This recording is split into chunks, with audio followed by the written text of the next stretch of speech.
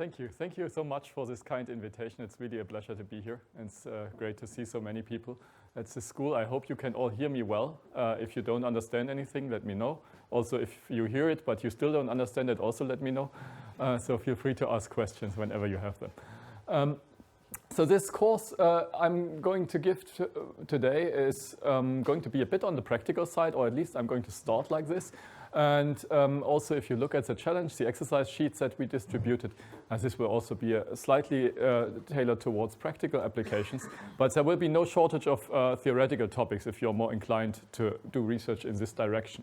But I think with this particular topic, knowledge graphs and maybe Wiki Data as a special, quite important special case these days, there's also a large potential to just use it, you know, even if it's not your area of research, in your other area of research, you might still be interested in taking advantage of these resources. Okay, so working with knowledge graphs is the title I gave to this talk. And of course, knowledge graphs are quite a hype these days. There's a lot of buzz around the whole topics. You can see a lot of news distributed. It's not just in the Wiki Data or Wikipedia related world where people may be trying to build something free for everybody, but in fact many companies are interested in knowledge graphs because they view them as a paradigm for either managing their own knowledge or for managing world knowledge that they need for their upcoming artificial intelligence applications, including smart agents. I mean, you know, things like Siri and all the other agents and assistants that people are building these days have to crucially rely on knowledge that humans normally have, but that computers normally don't have. And Siri is a good example of one case where the company has actually missed the opportunity or the moment of building such a knowledge graph a bit and was rather late in the game. And there were a lot of discussions maybe a year ago already about Siri falling behind because the knowledge it uses is not as good as the knowledge of others because they didn't have enough backing and they bought a lot of people and capacity to improve that. So there's also a lot of money involved, and if you want to work at a big company, that might also be a prospect in this field. But still, in spite of all the hype, we might wonder what actually is a knowledge graph. And I can't quite avoid in this talk to mention that, of course, the term originally comes from Google, who didn't invent the idea or the concept or the underlying approach, but did come up with this wonderful term, which is a marketing term originally, was used on this website, which is no longer available these days, and was essentially explaining that behind all the smart answers that Google can give you when you enter a search query and get a direct result instead of just pages, behind all of this there is like a large graph which connects all of the world's knowledge, the knowledge graph. Of course, that wasn't quite true at the time. It may not even today be quite true. How really the data looks internally in Google, we can't say. Most of us don't have access to this, but we can guess that it's not one large graph database because it's just simply far too large for what databases can handle these days. So this was the notion, the origin of the term, and since then a lot of things have happened. Many things have been developed which are now called knowledge graphs. There's in particular a number of publicly available knowledge graphs that are not logged into Google or Microsoft. Wiki Data I mentioned. There's also DBpedia, Yago, Bioto, Rdf. Freebase is discontinued. It used to be public. It was bought up by Google. Then it was donated to Wiki Data because they said, better you manage it. And we just can use it if we like or not.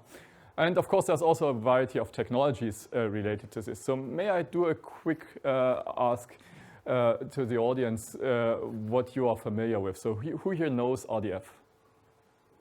Who here has worked with Rdf? Okay. Who knows Property Graph and Tinkerpop? Oh, much fewer people. Okay, interesting. Who has worked with Neo4j? Oh, a few. Okay. So there are different technologies coming along, and there's some confusion, of course, around all of this, what's actually worth being used and how this all relates. Yeah? In general, also, even with these examples, it's still difficult to say what really a knowledge graph is. And for the sake of completeness, at least, I will attempt to give some characterization, if not definition. Of course, a graph should be a graph, so it's somehow structured, normalized, and connected. So it has a specific data structure. It is usually consisting of small units, which we might call edges or vertices when we are talking about graphs. So everything is chopped down into very small pieces. And the connections then between these pieces are what really carries most of the interesting information. It's not the piece itself, but it's the network that comes about by looking at all of this. But this is not enough usually. What you also want are some further attributes that are listed here. First of all, it should usually be explicit. So it shouldn't be something that just emerged because of user interaction. For example, you can structure a lot of data in some way, but it's not a knowledge graph just because it looks like a graph. So knowledge graph usually implies that there's knowledge in it which somebody tries to encode in a purposeful way. It should be declarative, so it shouldn't be just for one application or implementation, but it should have some meaning in itself as an artifact. It often, and actually this is much more common than I at first realized when we introduced this for Wiki Data. It turns out that many of the practical knowledge graphs are annotated. Annotated meaning that it's in the end not quite just a graph. You need more information. You have often contextual information. You have additional metadata. You have things like the sourcing circumstances and the reference attached to effect. And this just naturally happens when you manage a lot of data and you take a paradigm like a graph, which in principle allows you to put everything into one large data set. Then often you realize, well, it's a nice idea, everything in one data set, but you still have to know some things about it. You have to keep some information about where things come from and what their reliability is, for example, and so on, when they were valid. Temporal validity is another type of annotation. And often people then store these on top or in addition to the knowledge graph. Well, they are non-hierarchical, so it's not just a tree structure like the old taxonomies that you had, and typically they are quite large. So we don't have just hundreds of elements, but millions of elements in these things. But well, this is a database summer school, so you not expect hundreds of elements. So what is typical knowledge graphs? I have listed some already. There's maybe also things like OpenStreetMap could be considered a knowledge graph. There's a lot of information beyond just the geographical information in there. And of course, the commercial knowledge graphs of companies, I list 2 here, which we usually don't have access to. There's also some corner cases where I would say maybe this is a graph, but not really a knowledge graph. For example, Facebook's social graph. Not talking about Facebook's knowledge graphs. They also have knowledge graph projects, of course, but Facebook's social graph, which is created by people liking each other, is not really a knowledge graph. I mean, there's not really a meaningful encoding of information there. It's more something emergent from a behavioral viewpoint, which doesn't make it less useful, but it's a different type of beast. WordNet, linguistic resource, thesaurus, could be a knowledge graph, but in this case, usually the descriptions are also quite important. It's not just the graph. Schema.org, the global annotation, web annotation mechanism that Google and other search engine providers have introduced a few years ago, where you can add data to web pages and then hope that the crawlers will harvest this data and use it in their searches to direct customers usually to your website. Now, most of this is huge amounts of data, and it's really the classical semantic web vision, right? This is what people in 2002 or so talked about, and everybody said, oh, you are nuts. Never will anybody insert machine-readable annotations in HTML. Today, this is like the bread and butter activity of anybody running a web shop, because, of course, you want Google to know the price of your product, the exact item ID of your product without confusion, so they can show it to the search. But this information, while it's quite huge and comes from such a connected network like the web, it's usually not very connected in itself, right? If you have 1,000 products in your store and someone else has 1,000 products in their store, okay, they might be the same type of item, there might be some short-range connection, but this is not going to, often it's quite separated. And certainly it's not engineered with the purpose to create an overall knowledge base, but it's more of a local thing. Still, of course, schema.org information is a large part of what Google calls its knowledge graph. And then, of course, we have things like document stores. If you think of things like Lucene or MongoDB or other things which you would use to search maybe for documents as well, there's a lot of information there. It's structured, but it's not usually very normalized. So you have it's more an object-oriented viewpoint, and the connections are not primary.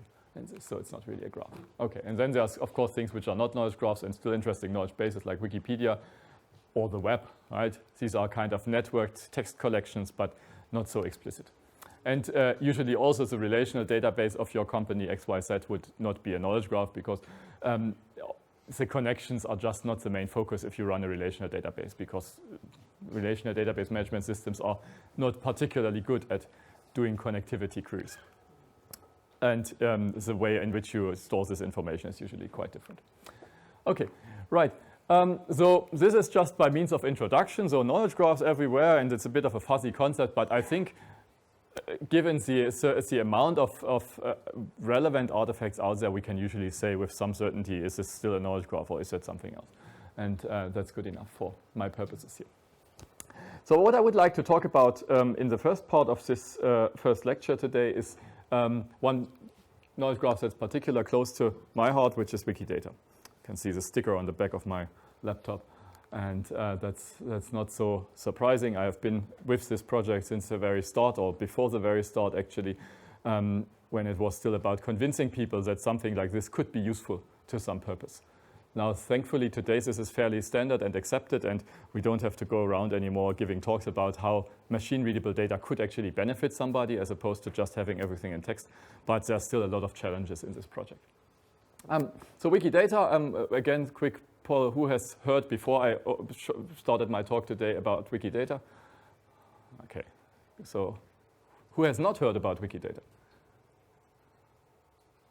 Okay, and some people have not answered to either. Okay, so the majority, it's an interesting development actually. So it's also for me, it's a kind of a test question to ask this question, to also see, do I still need to ask this question? So 2 years ago, when you asked this question, only a few people would raise their hands. When I started giving talks about the fact that we would need something like this, I was starting my talks with the question, who has heard about Wikipedia? So that was 2005. So this is how the world changes. So today, okay, it's fairly known. I still maybe can tell you some things about it that you don't know yet. So it's Wikipedia's knowledge graph. It's a project of the Wikimedia Foundation that runs Wikipedia and many other projects that gather free knowledge. It's free and community built like all Wikimedia projects. It's fairly large, so I just checked, and it has about 730 million statements on almost 60 million entities. It's not Google's graph, but it's sizable. And it has, but the main asset, of course, of the whole thing, a large and active community. Active editors are people who did more than 3 edits in the current 4-week window or something like that. And so we currently have 12,000 of these, and this is a fairly good figure. So I think English Wikipedia has more, but things like the German Wikipedia will have less than this. So it's a very active project. And it has many applications. Okay, right, and it's free, so you can use it for all kinds of research, if you can, because it's also complex. Now let me say something by means of motivation about the applications that you have there. Of course, primarily it started as something which was meant to serve the Wikipedia community itself. So the idea being that there's a lot of data in the Wikipedias, in English, in German, in Japanese, in French, and all of this data, there's a lot of redundancy between the data, there's a lot of duplication and a lot of errors, and it would make much more sense to store something like the population of Paris, not in many different Wikipedias, but in one centralized place where you could get it from if you need it. And this was the original idea. And to some extent, Wikidata satisfies this need, but to some other extent, it only does partially so. What we currently get in every Wikipedia from Wikidata are the interlanguage links. So if you go to any Wikipedia page and you go to the left of the page, you see this article in other languages. Where is this stored? It's stored in this one central repository, which connects all the Wikipedias, which was a good thing. I mean, do you know how it was done before? Before Wikidata came along, every Wikipedia page in every language would have a full list of all the other pages in all the other languages. So it's a bit difficult to maintain. If you have 100 pages which are all related, you have 100 pages with 100 links in them. And if somebody wants to change something, sometimes there was a bit of a fight. Is the script which checks that this is consistent and will complete this information across 100 pages, is this faster, or are you faster as a human editor removing one of those links? So there was, it was a very difficult to maintain system. So this is definitely an improvement.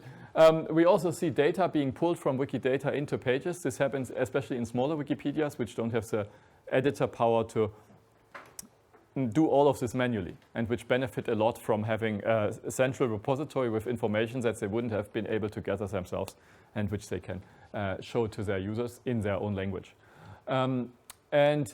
There's also a lot of things going on in terms of quality checks and editathons. So if people come together in order to create Wikipedia articles about Northern African female poets, which has actually happened, and they have a little workshop, the first question they have is which Northern African female poets are there which do not have an article on the Wikipedia in my language?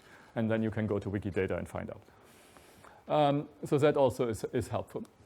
But of course, these days, much more prominent are the external uses of the data. We have a lot of application-specific data excerpts, so people pulling some part of the data and using them in their application. One prominent example we've seen was the Eurowings in-flight app. So when you fly, you have this little map with the cities. Where do they get the cities from? How do they know how they are called? For example, Wiki Data. They had a little credit in their about page, so people found out. I mean, you don't have to have credit, so in many cases you wouldn't know where the data is used. It's really that free, by the way. Wiki Data has no kind of conditions attached to its data usage, so you can just take the data and do whatever you want with it. CC0 license. There's data integration and quality control happening, so even Google now checks its own data against Wikidata. I mean, they have all that data. Don't be fooled about this. They don't need to rely on Wikipedia community on 12,000 editors to enter the data for them. They have more people than that working on their knowledge graph. But they can still benefit from the checks. Yeah? And others are also doing this. Authority control and identity provider is a very important role that Wikidata plays. And I think as a database community, we appreciate that. We understand that this is important, that you have IDs, keys to affiliate things with. And the virtual integrated authority file, OpenStreetMaps, DBLP, all of them use Wikidata as a linkage point to confer identity, to clarify what they are talking about when they mention a certain author, for example. And Wikidata in turn does that also and spreads out to many other repositories. So it's for data integration, it's really a treasure trove. And well, you have things like data-driven journalism. So there have been pages of newspapers which were created automatically as a data journalism effort where you can show the result of some kind of data mining or data query approach that tells you something interesting or not about the world. Of course, you have to be very careful not to get wrong ideas by doing such things. And of course, you have things like this. This is Siri. So a screenshot some user took and I'm still using. So it has this little snippet here, but it has also something like Grover Cleveland is the 22nd and 24th president of the United States. Where does it even get this small line from, right? So this is, of course, Wikidata content. This is Wikidata content. Wikidata content.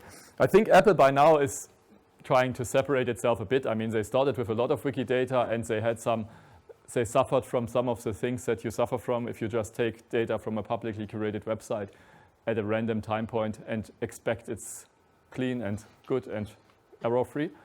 Because there might be an error which, as in one case, is fixed 1 minute later or two, but you are unlucky enough to get it, and then millions of your users will get very funny results when they ask about things like the national anthem of Bulgaria.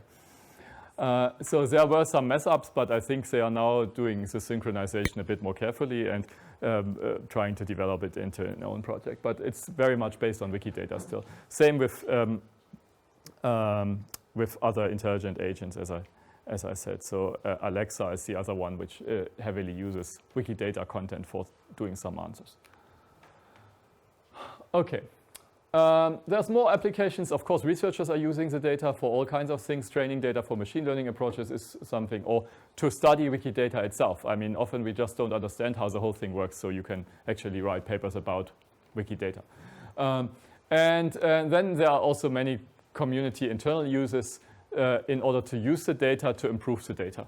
So to find errors in your own system by imposing constraints, by doing quality checks on the data itself, or by integrating the data with other data sets and doing matching there, and measure your progress by statistics. It's also very important for open communities that they have a feeling of how much they have achieved. And so making this somehow measurable is much easier if you have data than if you have just plain text. Okay. So what is it? You might think at this point, okay, it's kind of clear what it is, but of course there's a small amount of confusion. If you just look at the taglines, it's usually something like the free knowledge base that anyone can edit, or the knowledge graph of Wikipedia. But in practice, of course, it has several aspects to it, which people often confuse a bit. So Wikidata, of course, itself is a project run by the Wikimedia Foundation with development support primarily located in Berlin with a development team who's doing the software and some additional DevOps and also development support now in California. It's also a data set. That's what people usually mean when they say I used Wikidata, they mean they used the data. But it's of course also a website through which you can modify the data, which you can view. And most importantly, it's a community. Because this is the whole thing is not about the data, of course. That's the open secret about the Wikimedia projects. We are not interested in getting as much data as we can. We are interested in getting as much contributors as we can. So we want people to work on this. And often people ask, so why don't you take data set XYZ and just, it's free, you could just import it and have 10 times the data you have now. Well, because nobody's going to maintain this data. So it's going to be there and people are going to be overwhelmed and then they will be frustrated and then they will go away and then we have 100 active contributors and 10 times the data and the project dies. The data is not the asset. Everybody can take the data, it's free.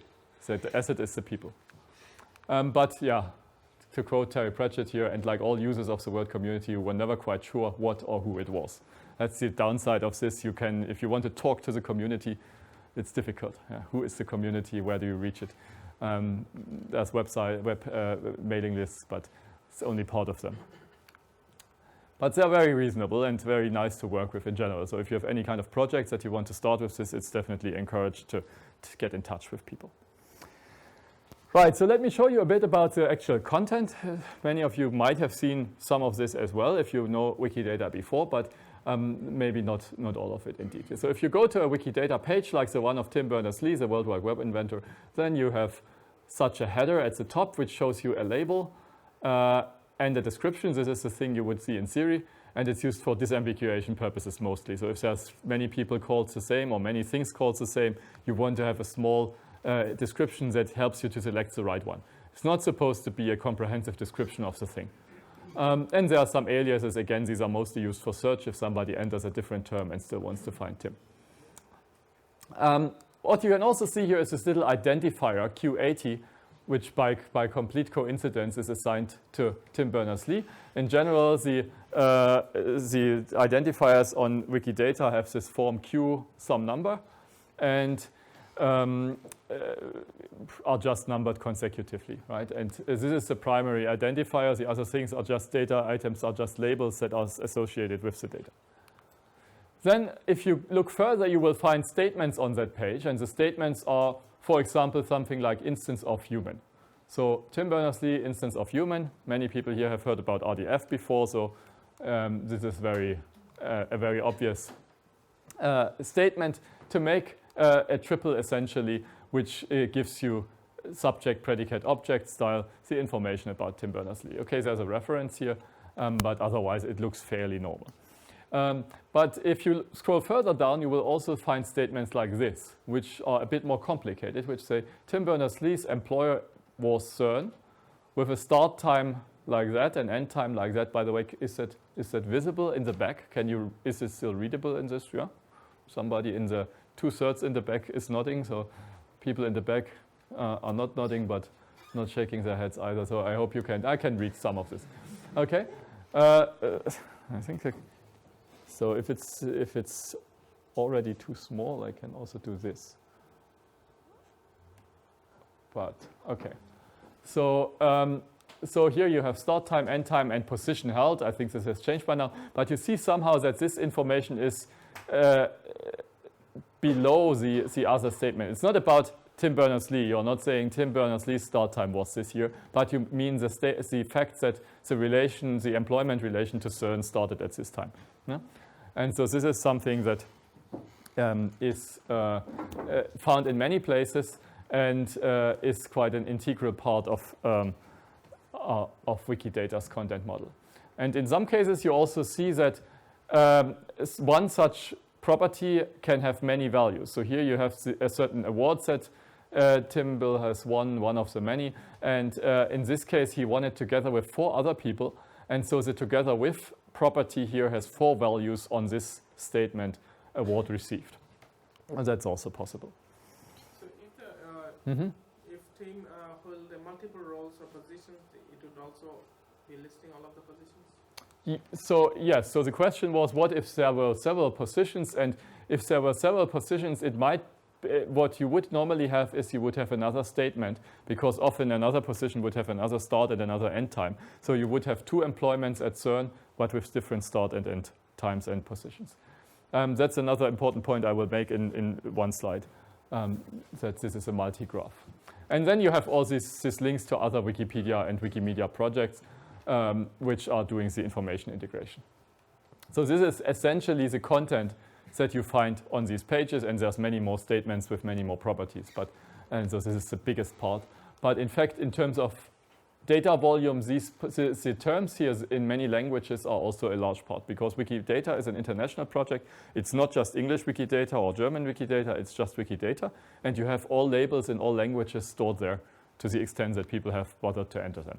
So you will have a lot of string information, and taking only the descriptions, I think there are about 1.5 billion descriptions stored on Wikidata today. So if you're interested in short taglines for many things, you can find a lot. If you're not interested in them, you should probably filter them out. Otherwise, they will put a lot of load on your database without being really useful, because a huge amount of data. As I said, Wikidata's IDs are using these QIDs, where you have a Q and then some number, and for properties we have PIDs, property and then some number. People sometimes ask, why don't you pick something more readable? And even if you don't ask that now, after my talk, you will probably ask that question as well, because I have examples, and the examples are always like Q and P, and what does that all mean? So, of course, that isn't particularly readable if you have to deal with these IDs. And then the question is, why don't you just pick something nice, some string, Tim Berners-Lee? And well, I guess to most of you, the answer is obvious, right? Which database picks human readable strings for its IDs? It's very rare. So whether you have an ISBN number or some Google Scholar ID or whatever you want, it's very unusual that you have readable strings, but it happens. I mean, a DBLP ID would be based on your name at least. But in general, having something which is abstract and numerical has a lot of advantages, of course, of handling it. But the biggest reason for doing it, well, one reason is, of course, we are an international project. So what would the ID be based on? Japanese label or the English label or the Arabic label? That would already be a matter of dispute, so we don't want that.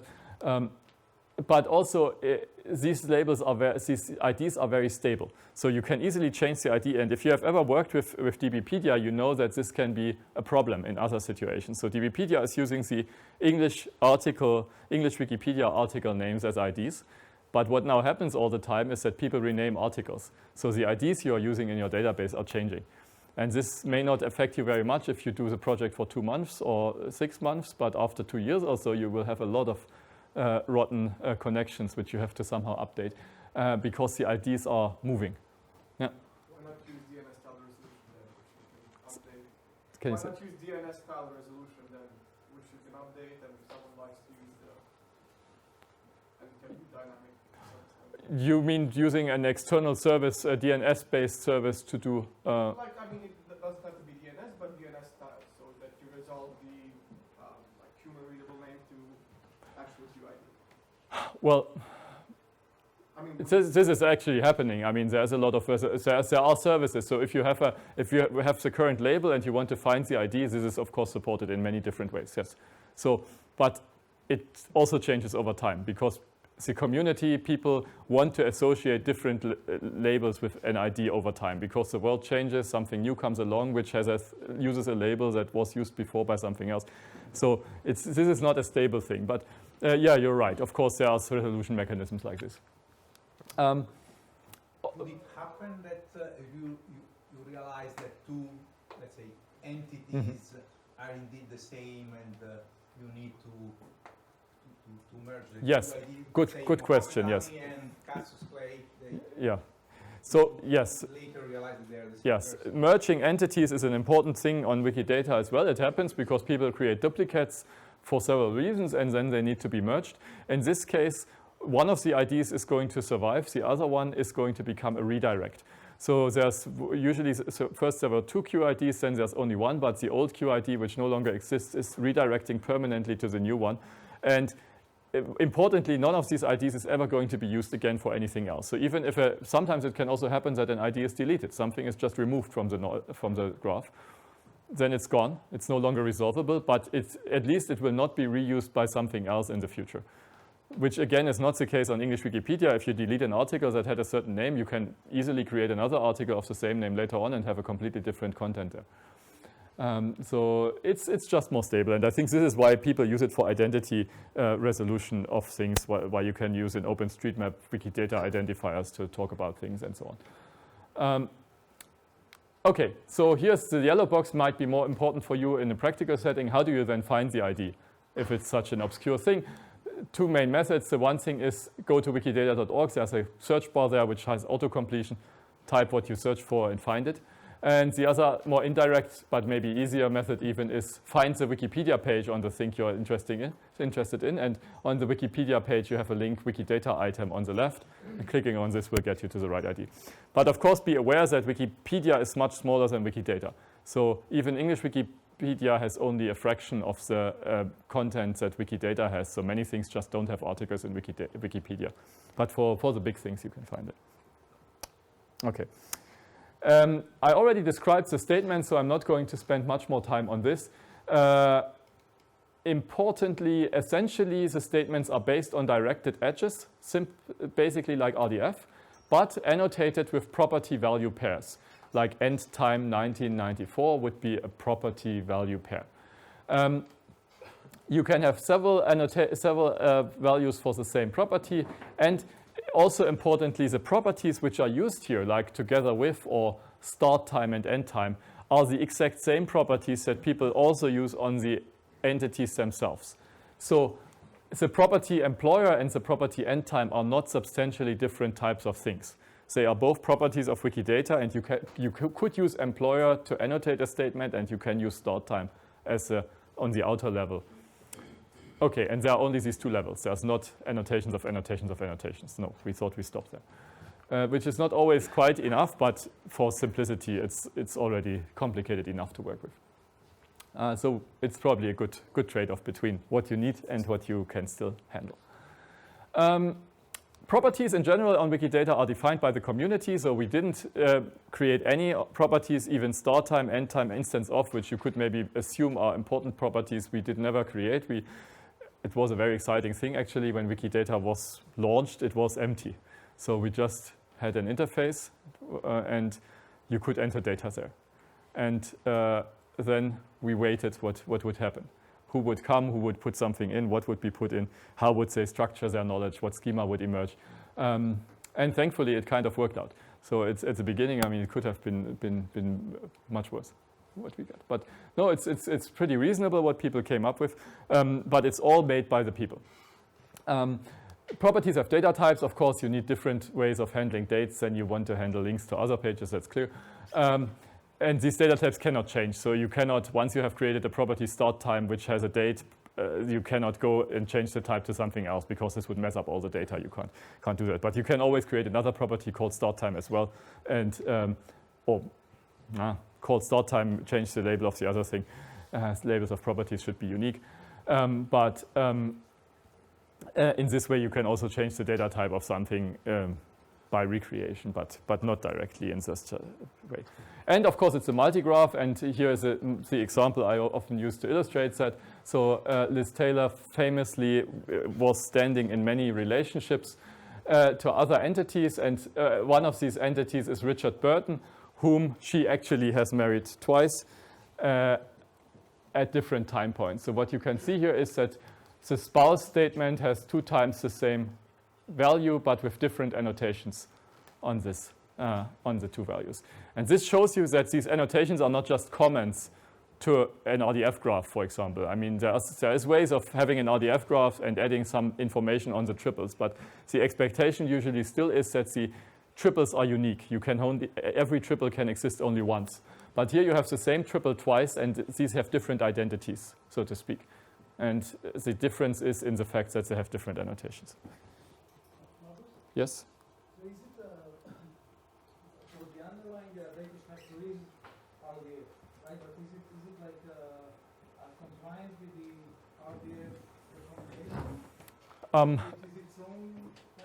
It's, I will say something about the relationship to RDF. In fact, the underlying data structure in Wiki Data proper is not RDF. So Wiki Data proper, even though we had this background when we thought about the data model, we chose not to use RDF, mainly for practical reasons already, because the site itself is organized in pages and people are editing the pages, and it had to be built on top of the existing MediaWiki infrastructure that the foundation uses. And there also the content is organized in pages, and the backend is used to be MySQL, is now MariaDB. So it's the actual graph, or the actual primary storage of the data is text blobs which contain JSON stored in a MariaDB instance. And you do provide a Sparkle endpoint. Yeah, I'm coming to this, yeah. But it's not the primary format, it's a secondary exported format, so to speak. So this thing is just its own document format, if you want. But of course not queryable. I mean, if you put data in text blobs in MariaDB, you cannot query it. Actually, if you put data in MariaDB, I would say you cannot query it almost. I mean, at least not if you want to do joins. It's a nice key value store. And then if you have property graphs, I mean, Sparkle is not enough expressive power to query property graphs. So you need more expressive query language. So there's another question about query language. So let me continue. I hope I can resolve some of this in the remaining hour. So let me talk a bit about representing knowledge graphs. And since you know so much about RDF, I think I can skip some of these things more quickly. Yeah, we've also already heard about these two things, property graph and RDF. And I have tails for each of them. I'm not sure if they are true, but I think they are somewhat true. And at least maybe informative to think about things. So the first tale is the tale of RDF. The tale of RDF, of course, starts with the web, right? So once upon a time, there was the World Wide Web.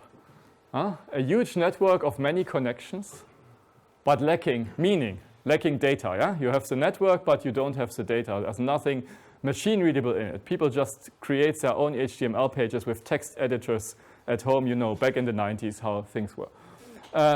Well, some of us know, but yeah, it's when you notice you're getting old. But this is kind of the state of the web when it got created. It was linked text documents, hyperlinked text documents, and the obvious computer sciencey thing to do was let's define meaning for the hyperlinks so that we know what the connections actually say.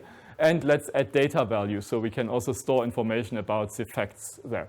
And these ideas together have led to what is called the resource description framework, RDF. And it had a long history. It started in 1999. It had its ups and downs. But it by now is a fairly established way of encoding graphs. But coming from this perspective, from the annotated link perspective, making a network semantic, if you like. So that's the tale of RDF. The other thing is property graph. How did property graph start? Here I'm not so sure, but looking at a lot of documentation, a lot of software tools in this space, I realized that the story is actually quite different, very different from that of RDF. So what people started with here were NoSQL databases, and especially document databases. Think of something like Lucene or like MongoDB, or even just like an object level cache, where you have a lot of objects with a key stored in a database, and each of the objects has a number of attributes. So in Lucene, you have the author, for example, or you have meta text for documents in order to help you with document search.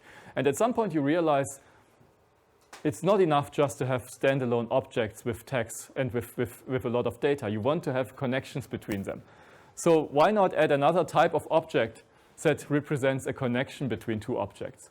So once upon a time here, there were document databases and huge collections of objects described by attributes, all machine readable, all in databasey way, but somehow lacking connections and relationships. So the idea here was let's add a type of edge object that can connect documents. And this leads to what we now have as property graph.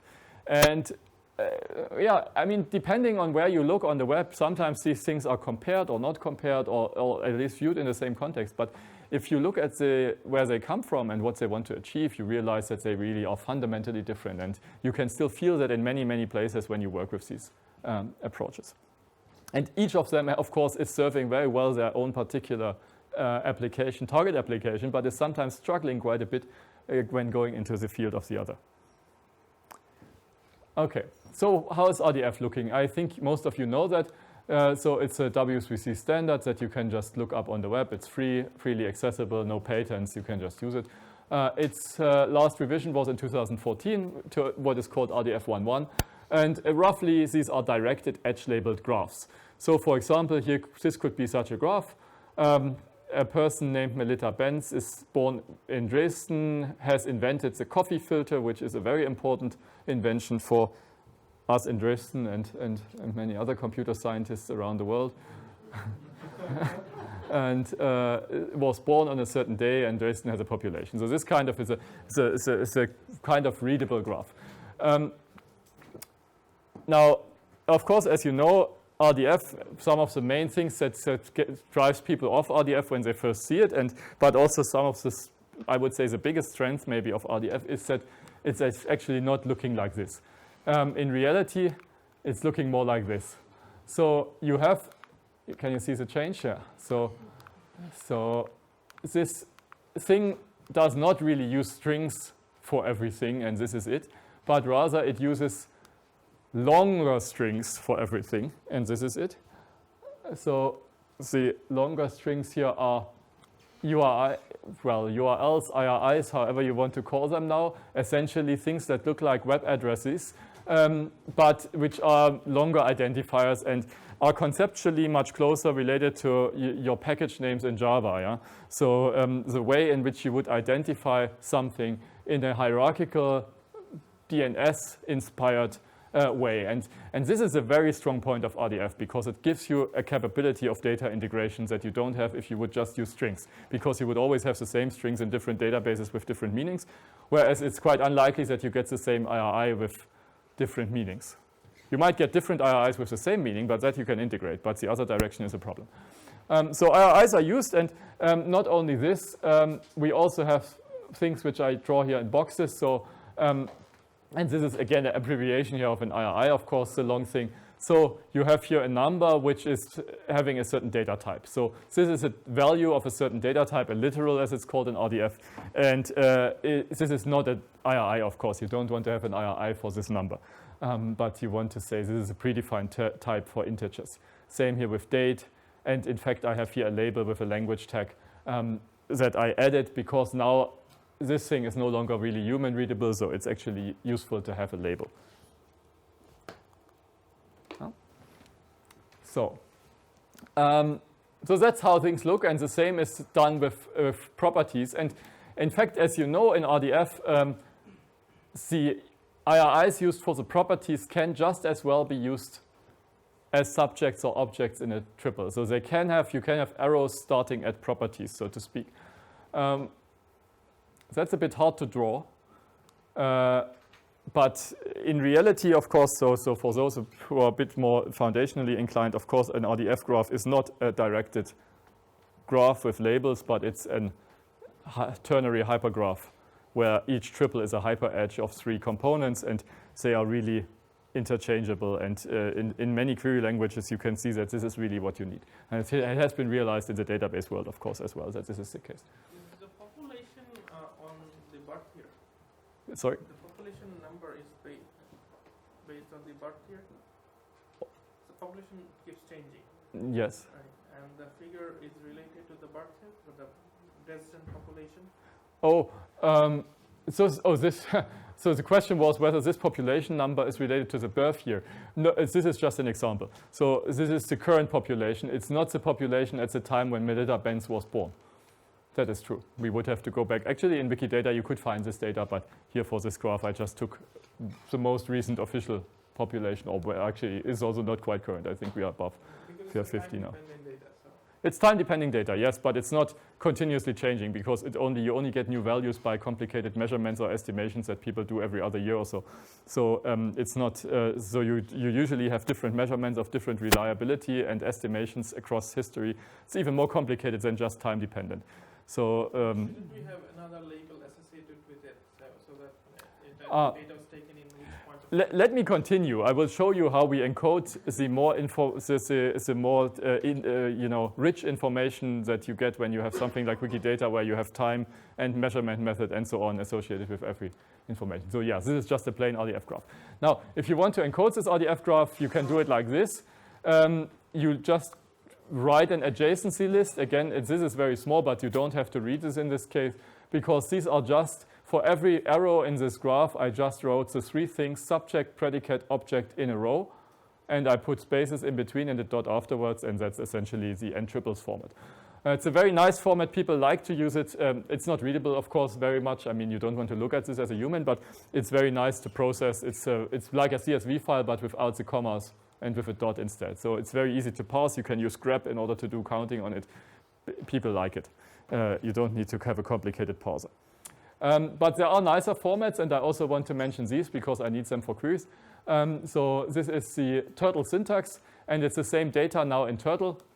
And there are several innovations here which I want to highlight. First of all, Turtle has prefixes. So people realize that writing these long IRIs all the time is very tiring for humans in particular. And so what you can do is you can introduce abbreviations like X for example.org and XSD for XML schema and RDFS for RDF schema and so on. And then instead of writing the long IRI, as I still can do here, so this one is a full IRI with a pointy brackets around, I can also just omit the pointy brackets and write a short thing like X:milliliter or RDFS:label. And this just means that I now take this prefix and I concatenate this last part, the label, as a string at the end. And this is how I get my IRI. So very easy. There are some other simplifications here with the semicolon. You can continue statements about one subject. So I don't have to state Melita Benz again and again here. I can just keep adding information about her with semicolon. I only use the comma as a dot in the end. There's also, instead of semicolon, the comma if you just want to have more and more values for one property and one subject. So if you just want to continue with the last component. So both of these work in Turtle.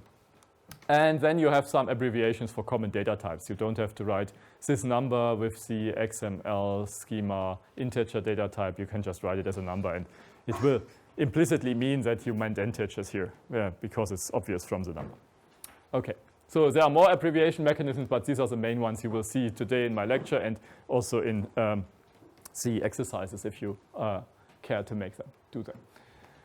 Right, so let me say something about property graph. So property graph is different. So as I said, it was conceived more as a data management paradigm for adding a graph view to an object database management system. So you have very rich and powerful representations of objects as a starting point, and then you add the edges.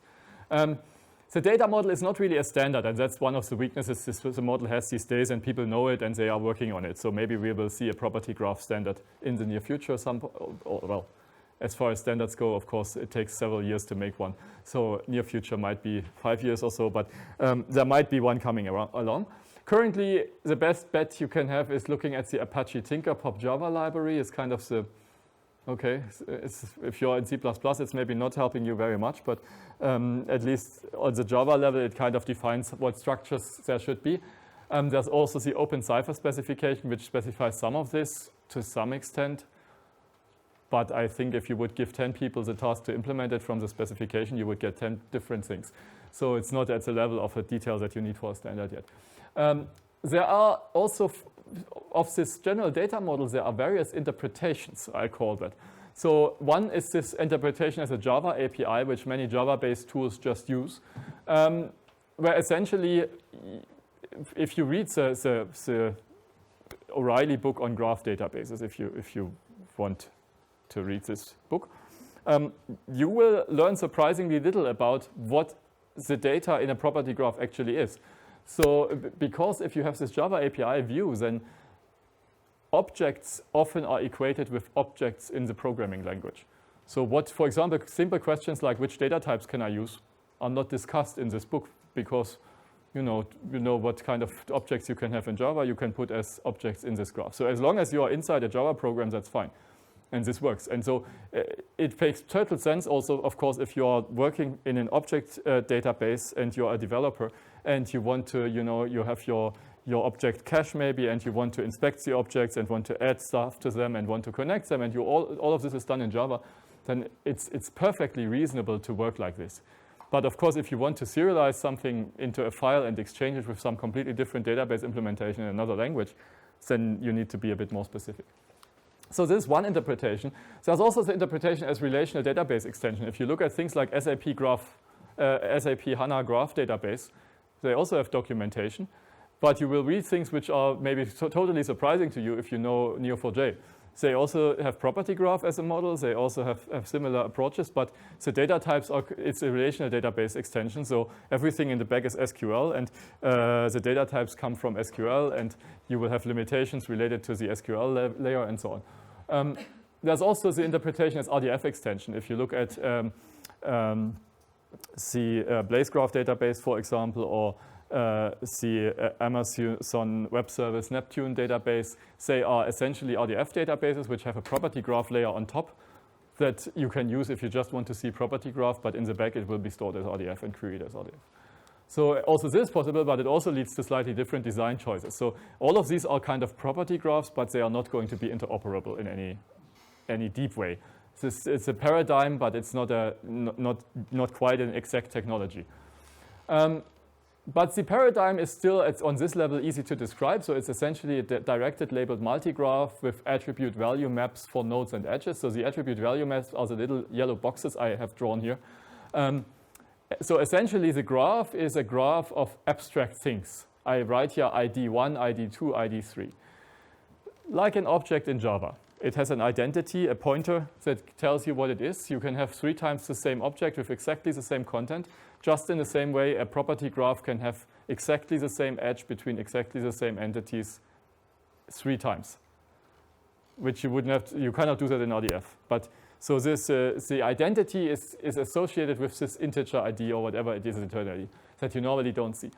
And then on top of these identities, you add attributes and information to the objects. So essentially, every vertex and every edge here is an object, and you add information on top of it. And this information is partly stored in labels. So here, the labels on the edges in property graph are called relationship types. So I write here born and inventor. Often they come prefixed with a colon if you use them in queries.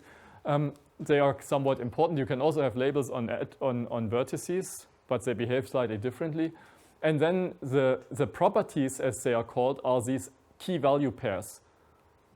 And I try to avoid this usage of the name property, because obviously if you know RDF or Wiki Data, property means something else to you. Property is the relationship type and not the triple. But in property graphs, the property means the pair here. So for example, I could say birth date is this, and name of this thing is coffee filter, and not birth date, but gender is female of Melita Benz, and so on. So you could say several things, and you kind of add them like attributes to objects. Okay, so as I already was saying, it's somewhat unspecific how to exactly implement this. So this is a high-level model. In implementations, usually the labels are arbitrary Unicode strings. They are not supposed to be necessarily keys. As I said, you can have several things with the exact same label, which are still different.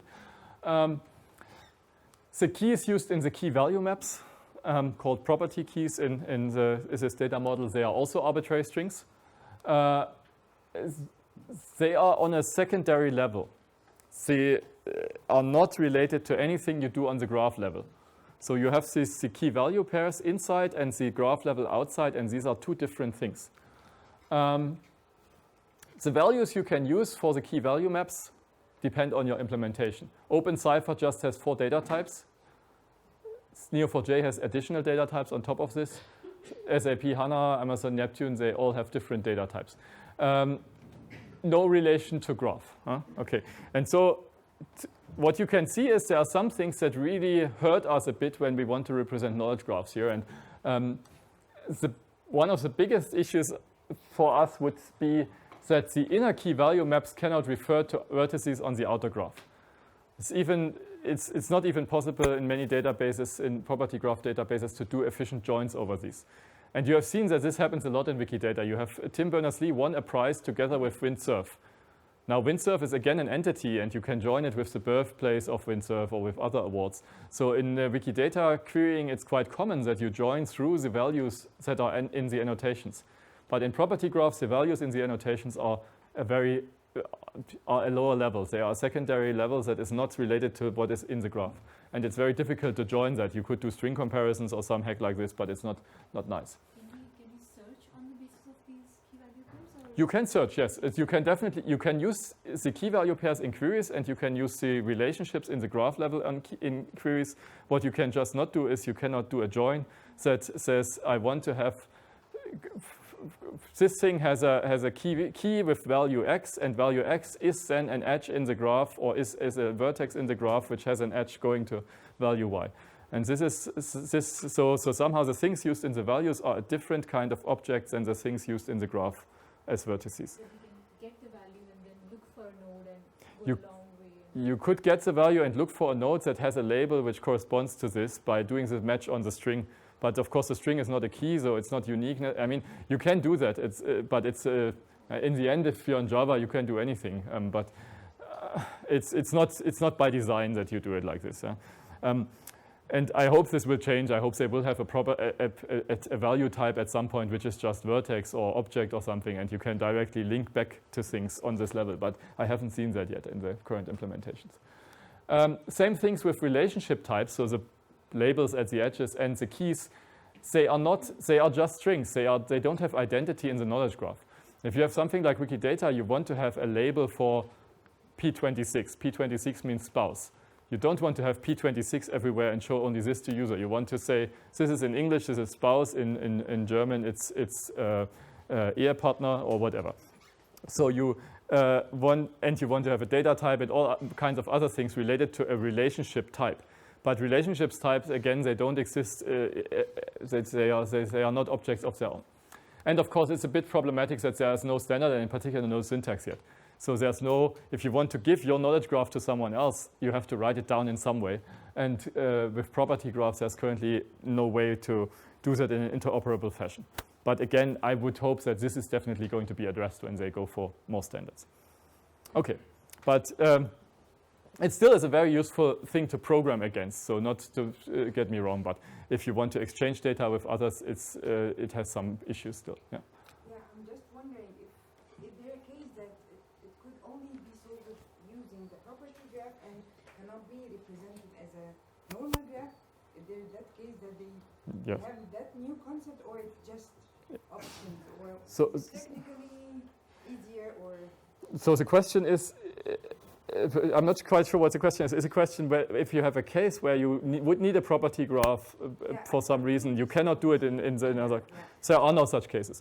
So the models are equi-expressible. So say anything you can do in property graph, you can do in RDF. Anything you can do in RDF, you can do in property graph. It's just a question of cost. So for example, anything you can do in RDF, you can do in property graph by mapping everything to the graph level and ignoring the attributes, the key value pairs altogether, maybe other than for using string IDs, which are URIs, okay? But this will break any normal property graph database because they don't expect to have 700, or no, actually, where are we? 6.9 billion edges. So don't try to use Neo4j with 6.9 billion edges. RDF databases do this, right? This is the normal load of them. And on the other hand, the other direction works somewhat better. You can take a property graph if it's normal sized, and you turn it into RDF in a way which I will show in a minute. And this is still working with RDF databases, and actually some of the property graph implementations do exactly this internally. But let me continue. Of course, time is short. So Wikidata and RDF. So we want to map Wikidata to RDF for several purposes. As I said, we want to exchange it with others, and we need a syntax for that, and we can't use our internal JSON format from the MariaDB, which is changing every time the version of the software changes and so on. But also we want to do query answering on it. And the decision there was to use Sparkle as a query language after a lot of reviewing and discussing and comparing tools, which I was not involved in, I have to say. So I haven't said you have to use Sparkle or you have to use RDF. This was really a DevOps discussion. What kind of software do we want to use? And then, okay, what query language does it have, by the way? So this was also a requirement there. And if you look at Wiki Data, of course, it has a lot of commonalities with RDF, which is not a surprise because when we designed it, we knew RDF and we had some of the concepts in mind. So it's based on directed labeled multigraphs. Properties have their own identity in the graph. You can describe properties on pages. And order and context of where something is stated is irrelevant. We never care about whether something is at the top of the page or at the bottom. So this is important. This is because order is really hard to represent in all graph databases, I would say. But there are also important differences. We have the annotations. Where do they go? We have different types. So the RDF has a large number of types, but the types we have in Wikidata are even more complex and more, not more numerous, I would say, but complicated. So for example, there's a type for geographic coordinates, which you don't have in XML schema anyway, but the type for geographic coordinates doesn't just specify latitude and longitude in Wikidata, it also specifies which planet it's on. Yeah? So for some time when you used the Wikipedia feature of Google Maps where you could see Wikipedia articles located on Earth, you would see some strange things in the middle of the ocean which were not sunken ships.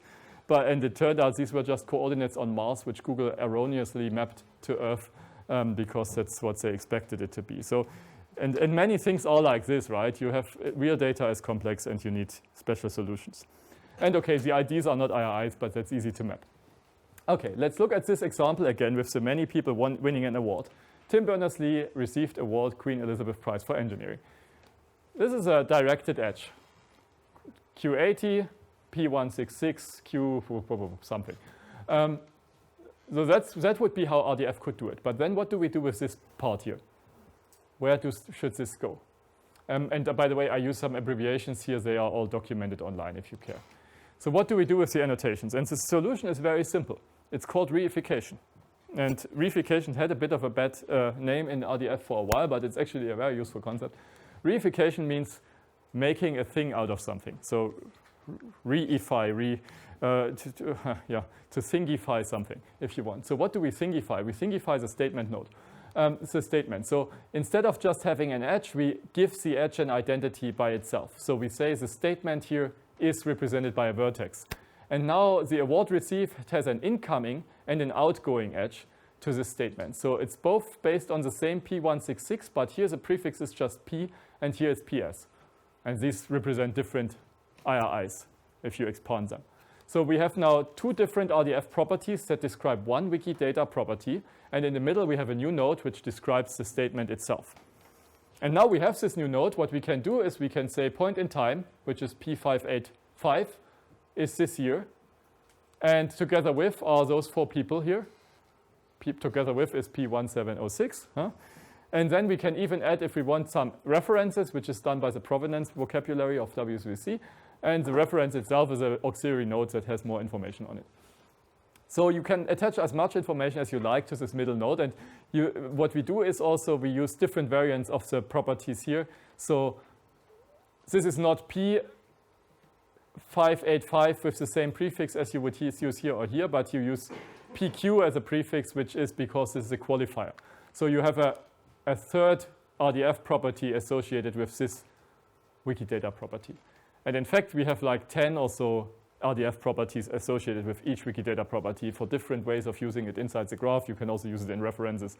And you need some of them several times for different encodings of complicated data values. You have simple encoding and full encoding and so on. Okay, so this is the model you get, and it has this additional node. And several things we can observe. First of all, this works for property graph just as well. If you wanted to have edge annotations and property graph, you would have to make the edge a thing and then add all the attribute values to this thing. Second, it will blow up the number of edges in your graph, 10 times maybe. So you might be scared that this will not work. Thankfully, it works in practice. So we have large RDF databases which can handle this. So, and as I said, these databases also support property graph, and they do exactly the same thing internally to work with that model. So this is okay. And another thing we notice is that, okay, you might think this is quite complicated, right? We have so many things for just one statement. But then think about how would you do it in relational database. If you had a relational database and your task is to represent this, what would you do? I mean, you don't know in advance how many people won the award together with Tim Berners-Lee. You don't know in advance which properties people will assign to as annotations here to the statement. So you end up with a model which will look very similar to RDF. You will have a triple table which says Tim Berners-Lee has received the award, Queen Elizabeth Prize for Engineering, and it has maybe a fourth column for the ID. And then you will use the ID in another table which will have ID together with Robert Kahn, ID together with Windsurf, ID point in time 2013. So you will end up with many small tables which have 3 or 4 columns. And well, if you just throw all of them into one table, then it's RDF. Huh? One table with 3 columns also. So what RDF is doing here is not so different from what any relational model would be doing if you wanted to represent such kind of n-array relations where you don't know the arity up front. Yes? So just a comment now that you start to talk about the relationship with the relational model. What if you have, in general for RDF, you talked about the vocabulary of provenance, for instance. So you are giving to a specific attribute, you are giving specific semantics. That's fundamentally different than what the relational model does. The relational model doesn't give any semantics to what the attribute. Yes. Yeah. I do agree, yes. So the comment was that, of course, by using IRIs, you have a built-in semantics to all the relationships, whereas in relational model, you have a local structure in the first place, and there's no shared semantics necessarily. I agree. Yes, for sharing, for standardization of vocabulary, it's, of course, nice to have the IRIs on top. But I was more thinking of a data structural point of view without having the semantics and pragmatics that are coming after that. And because people were asking these questions, when we came up with Wiki Data, there was questions like, why don't you use this other model? Why don't you use RDF internally right away? Why don't you use a relational database? Why do you use this database X, which I have implemented and like much more than the one you use? So there was a lot of discussions on this. And as a theorist at heart, I would say, if you look at it, many of these things will be very similar if you go to this way. Even property graph, if you implement a property graph database, how are you going to do it? Of course, you will also have the same data structures internally. You just don't show that to the user. But of course, you have an ID for your edge, and this has to be somehow an object in memory, and it has to have a pointer to an arbitrary number of attributes. So yeah, we are all using the same computers in the end. So the data structures at some level will not be so different from what I show you here. It's just making it explicit in RDF. Okay, and what we can do, and this is a nice feature of RDF, is we can now, in addition, have a direct property. WDT is the prefix for those direct connections, which just say Tim Berners-Lee received this award. And if you look at this arrow only, you will not know anything about the details. You will not be able to get the reference or the other people. But you will still get interesting information. And in RDF, we don't have to decide whether we prefer this encoding, which is simpler to use but less informative, or this encoding, which is more complicated but it has all the data. We can actually just dump both into one big graph. And people can mix and match what they like. And this is a very powerful feature that you get from such a normalized data model. You can follow different paradigms of data encoding and just combine them. So people can just pick what they prefer. OK. Finishing the RDF encoding. OK, so this is the statements are becoming a large part of the RDF if you export it like I showed. You have about 6,000 properties in Wiki Data today. 6,000 different properties. In comparison, you have more than 50,000 RDF properties in the export because each of them gets many copies. Maybe now it's more than 60,000. I didn't check today. Other parts of Wikidata are easy to encode. The labels in different languages, the descriptions, the aliases, we just link directly with the traditional properties you have in RDF, like RDFS label for the labels. Site links are encoded by having schema.org, schema.about links from the Wikipedia page to the Wikidata item. Okay, and you can get all this data. So here's the IRI, which you can get from the slides that we put online after the talk.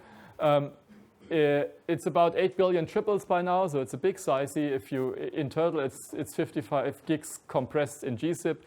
In n triples, it's more like 90 gigs compressed in gzip. If this is too big for you, and it is very unwieldy to handle, you may want to have a look at this prototype tool here, which is not ready yet. It's not released yet, but I wanted to show it to you anyway. So please be gentle with this page. It's allowing you to specify a specification of what kind of data you are interested in. Then you click Create Dump. Then you wait for 6 hours, and then you can download a customized RDF dump with just that data and get a Zenodo ID for it with a DOI and so on. So this is very nice if you don't want to always deal with 8 billion triples, but you just, you would rather like to have 100 million. Maybe you don't even need all the information. How long will the partial dump survive? What time window will get to download? Currently, as I said, no, to download it, you can click Upload to Zenodo, and it's going to be preserved in eternity.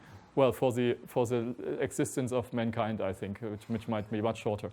But yes, so Zenodo is an open public data portal which gives a permanent identifier to these things, and they just will host this stuff for us. So there's no limit on how long this will survive. Of course, if you generate a dump which is 8 billion triples, it might take a while to upload to Zenodo because the upload capacity of the Wikimedia servers where we run this is also limited. Okay. So yeah, but as I said, it's a prototype. Feedback is welcome, but be careful, be gentle. It's not done yet. It's a bachelor thesis in the writing. Yeah? So Benno is doing great work here, and he will continue working on this afterwards. And we still plan for the next few months to make this a real useful service for the community. Okay, you can also get linked data exports if you just want to look at the RDF for one particular entity, for example, to find out how things are encoded there. You can use direct URLs like this one here for Tim, which will give you just in your browser a listing of the triples for this one entity with some auxiliary triples to make it understandable. We'll still have tens of thousands of lines for this one entity. But this is quite useful if you want to, for example, make a Sparkle query and want to know how a certain statement looks in RDF. Okay, Sparkle queries. I just mentioned that, but I didn't really explain it yet. So let me give you a quick introduction to Sparkle. So then you really have the crash course, right? Wiki Data, RDF, property graph, and Sparkle all in one lecture. And so you are semantic web and graph database experts after just 90 minutes. And we can go to the theory for the second part. Actually, when I started touring the world to convince people that you need data and not just text, I struggled a bit to find a query which is doable but hard. And after some thinking, we came up, Danny Frandicic and I came up with this thing. What are the 10 largest cities with a female mayor? The idea of this question was, well, first of all, people understand what it means. Second, all the information you need to answer it is in Wikipedia. Even 10 years ago, it was in Wikipedia because the large cities are there, the mayors are there, you can find out their gender. So everything's there, you need it, it's stored in a computer, no problem. But it's still impossible to answer this question because you would have to go through thousands and thousands of pages, and once you have finished scrolling all of them, you probably would have changes in either the mayor or the population of some city, and you have to start from scratch. So it's a hard to answer query if you do it manually, but it's clear that somehow if you would have the data in a database, it should be easy. And yes, then we had Wiki Data, and then we had Sparkle, and then I sat down one evening, and it took me 1 hour or so to come up with the Sparkle query to actually do it. It's not such a trivial query. So this is the current answer from yesterday. I hope it's correct. I mean, it turns out if you compare cities by population, it's no longer really reality, right? Because cities, what is a city, right? Where does it stop? Where does it end? Where does it start? Where does it end? So, but yeah, so this is the current situation, it seems. And of course, there can always be some outdated stuff, but this is basically produced in 2 seconds from the Sparkle endpoint. But there are more queries people came up with. Not only my dull query from 10 years ago, but many hundreds of interesting queries have been found, like where are people born who travel to space, color-coded by gender on a little map. Map displays are supported there for the human user, but of course you could just get the table if you want. Which days of the week do disasters occur? So this is day of the week. This is so actually Friday the 13th is not the leading in this table. So maybe Monday the 13th is much more dangerous. So in terms of data mining statistics. Again, this is just a simple Sparkle query. It's not so simple, to be honest, but this is really the tabular output of a query that you can run live on the web, click, and it will compute a bit and then give you an answer live on the web, and you will get this crunched display. So 19th century paintings that show the moon. That's also something you can do with this media search. Oh, and this will be so much better in the future, in the near future. We have data commons now. Who knows Wikimedia Commons? Yes, so Wikimedia Commons is basically the image repository. Fewer people raise their hands than for Wiki Data. That's interesting. So Wikimedia Commons is the image and media repository of all Wikipedia. So the idea is you don't upload an image 100 times for 100 different languages. You upload it once and everybody can get it from there. And it seems obvious that if you have hundreds of thousands or millions of images and videos and so on, that you want to have metadata annotations on top of them to search for things like this. But until now, this has hardly been supported. People on Commons is just a text-based platform like Wikipedia, and they used some templates, but there was never any search for it, which was working well. And since recently, since middle of 2019, we have a new Wiki Data-like project started there, which will enable all of the data about all of these images and videos to be stored in machine-readable way, just like on Wiki Data, and be cross-linked with Wiki Data. It's a different platform, but it can be cross-linked. And so you can really say this image is about the moon, where moon is Q, whatever. And this will be so much nicer. And so we still have to wait for people to fill in the data. But the expectation is that you will have a huge annotated multimedia database, which gives you detailed annotations, maybe even where in the picture is a certain thing to be seen. Imagine the applications, imagine what you can do if you are a machine learner and you want to find annotated images or whatever else you might be doing with this. So this will come our way very soon, after a lot of discussion with the communities involved to make this smooth and nice for everybody. This here is not from Wikimedia Commons. This is actually just images which have own entries on Wikidata because they are famous images by paintings by artists in this case, and are in certain museums. And so I get this from Wikidata alone. This is not Commons images. Okay, and here's one more complicated query. Which films co-star more than one future head of government? So two people playing together as actors in a movie, and both of them have become heads of government of something in the future of their lives after playing in the movie. So like Batman and Robin, where Schwarzenegger is the governor of California and Jesse Ventura is the governor of Minnesota, were playing side by side. And many others. I mean, this is just an sample. But again, you can see, I mean, this is again is a display directly generated from the queries. It's just, you sit down for half an hour, maybe if you know Sparkle. This is not so easy. It takes a moment to get it. But you can answer amazing things. It's just at your fingertips. I really love it. I mean, I'm not sure if this would be, I wouldn't have used this question to motivate why we need Wiki Data. But now that we have it, I think it's really cool. Okay, so how does Sparkle work? Sparkle is a fairly easy to learn query language. I mean, sometimes researchers are so negative, right? If you read papers about Sparkle or about RDF, often researchers start with the problem, right? They must motivate their research, so they always say things like it doesn't scale or it's unusable or so. So in Wikidata, we unrolled Sparkle to a large community who has never seen it before. And the learning curve is a bit steep at the beginning maybe, but it's really not something that you have to study computer science for in order to be able to use it. So we see now a lot of usage, and it's working really well. Sparkle is the W3C query language. In the current version is from 2011 for Rdf graphs. Its basic idea is that you use graph patterns that you write in turtle syntax in order to query. So essentially, you write a snippet of RDF, and you put, in some places, you put variables. And the query then is, find me all the places where this pattern matches and tell me what the variable values should be. It's almost like query by example. You can, of course, combine this with various operators that you knew from query languages, union, minus, optional, and so on. And then there are filter expressions that you can use to express conditions which you cannot express on the graph level. And here I have an example of this from Wiki Data. Find women who are born after 1921 that have an article on English Wikipedia but no image. So you can see after 1921 because then photography should have been available maybe, I don't know. So you would expect there to be an image.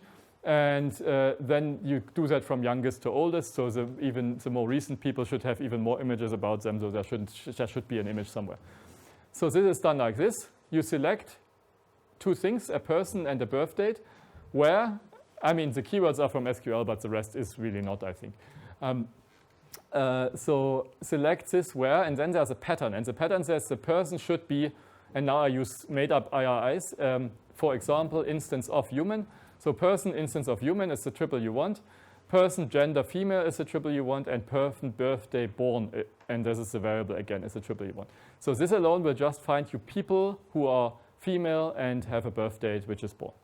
Then you want to filter this and want to say something like the year of the date born is greater or equal to 1921.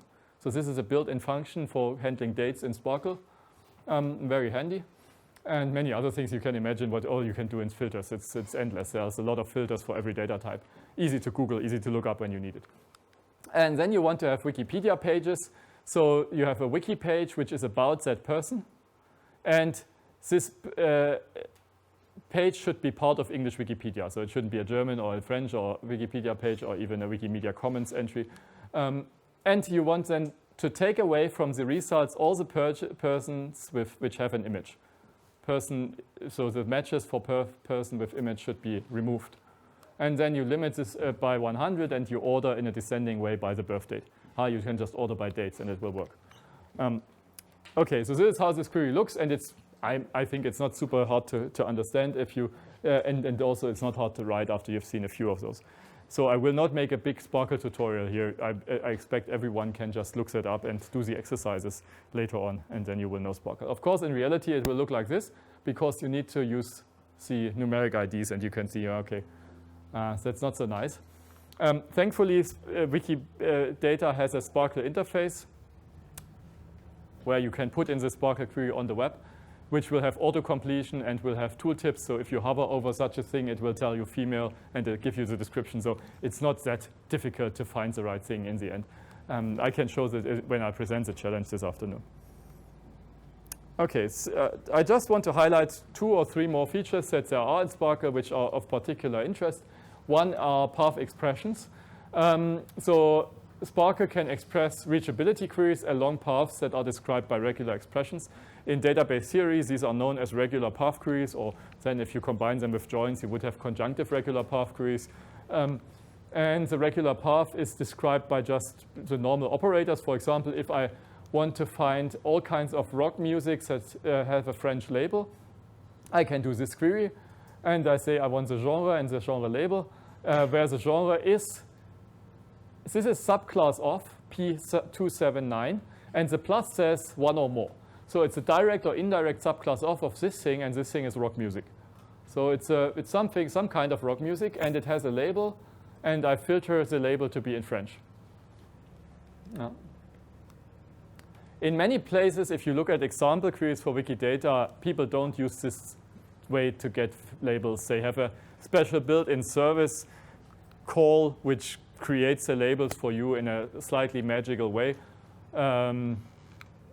It's working well as well, but it's not as interoperable because it's a specific extension of the site, which is not Sparkle standard. But this here would be the Sparkle standard way of doing it. Okay, so this is the plus 1 or more. You can also have the cleany star 0 or more. You can have the alternative converse edge direction. If you put the caret in front of something, you mean you want to traverse it backwards against the direction of the property. You can have concatenation and so on. So there are several path operations, and you can combine this and make a little regular expression of a path, and then it will find things connected in this way, or timeout, depending on how complicated your path is. This can be combined and nested. Actually, interesting difference to property graph. If you have something like Cypher, Cypher cannot nest regular expression things. So it has a cleaning star for reachability, but it cannot have things inside, really. What Sparkle cannot do, on the other hand, is count or return paths. I will say more about that in the next lecture after the break. Okay, so these are the path queries, and arguably, if you want to call yourself a graph query language, you have to have this. Otherwise, it's not a graph query language. Sparkle 1.0 didn't have that, but Sparkle 1.1 added this feature, and it's quite important. We also have analyzed the Wikidata, Sparkle Wikidata queries. I will say something more about this on the next slide, maybe. There are some more features that I want to mention first. So, of course, you have grouping and aggregates. You could see that from my example queries. There was a lot of aggregation going on. You have count, min, max, string concatenation, interesting things. You have variable assignments. You can do something in your query like bind the substring of the label from 0 to 1 as the new variable's initials value. So if you want to query for the initial of something, you could use this bind statement to get the first letter of the string. First Unicode glyph, I suppose. So this is bind. And you have subqueries, which is also very powerful. So you can have a whole select where block inside another query, takes the results you get from there, and continue working with this. Of course, at its heart, Sparkle, as many people have pointed out, is not a graph query language, but a relational query language. Results in Sparkle are tables with many columns, not Rdf graphs. And so if you have a subquery, you are also working with a table of bindings that you can use in the outer query. But that's the design principle of Sparkle and how it works. Okay, so these things are also important, and you can see examples of this if you look at the resources I show you. So how does that all play out on Wikidata? So there is the Wikidata Sparkle Query Service, which was launched officially since mid-2015. We did have some preliminary Sparkle service for Wikidata to just illustrate the concept in 2014, which was hosted in Chile and was running Virtuoso at the time, and was also doing some good work, but not at the, it wasn't as professionally managed as this one is now here. You have a user interface, which is at this URL. This is also given on the challenge sheet if you want to use it, which is very nice. So it has auto-completion, suggestions, a lot of examples. Especially the example library is very useful to learn Sparkle. So you have hundreds of queries which are prepared, which you can search through and see how certain things can be done in Sparkle and in Wikidata, and to get inspiration of what you can do. So that's very useful. And there's many different result visualizations if you want to generate graphs from your data. Notably, it's based on all the data, all 8 billion triples, and it's live. Live meaning if you change something on Wikidata in less than 60 seconds, unless there's a hiccup, which sometimes has happened, but usually in less than 60 seconds, sometimes in 10, you have the data inside this Sparkle backend and can query it.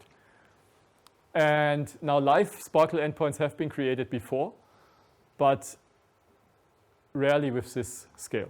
So if you know the DBpedia live endpoint, I was surprised to learn that it only contains a very small fraction of the triples that are actually in DBpedia. So if you want to query DBpedia, like for the exercises, it's much better to use the non-live DBpedia endpoint because it has more data. The live endpoint is just a very, very restricted view. The configuration of Blazgraph is very liberal. There's a 60-second timeout, so you get 60 seconds for your query until it's really killed, which is a lot. There's no limit on result size. Again, if you are used to Virtuoso, this might be a new world for you. You can actually do data exports through Sparkle. So if you just need, like a 500,000 triples, just Sparkle for them directly. I mean, not in your browser, hopefully. Your browser might have problems with 500,000 result rows, but from the command line or something.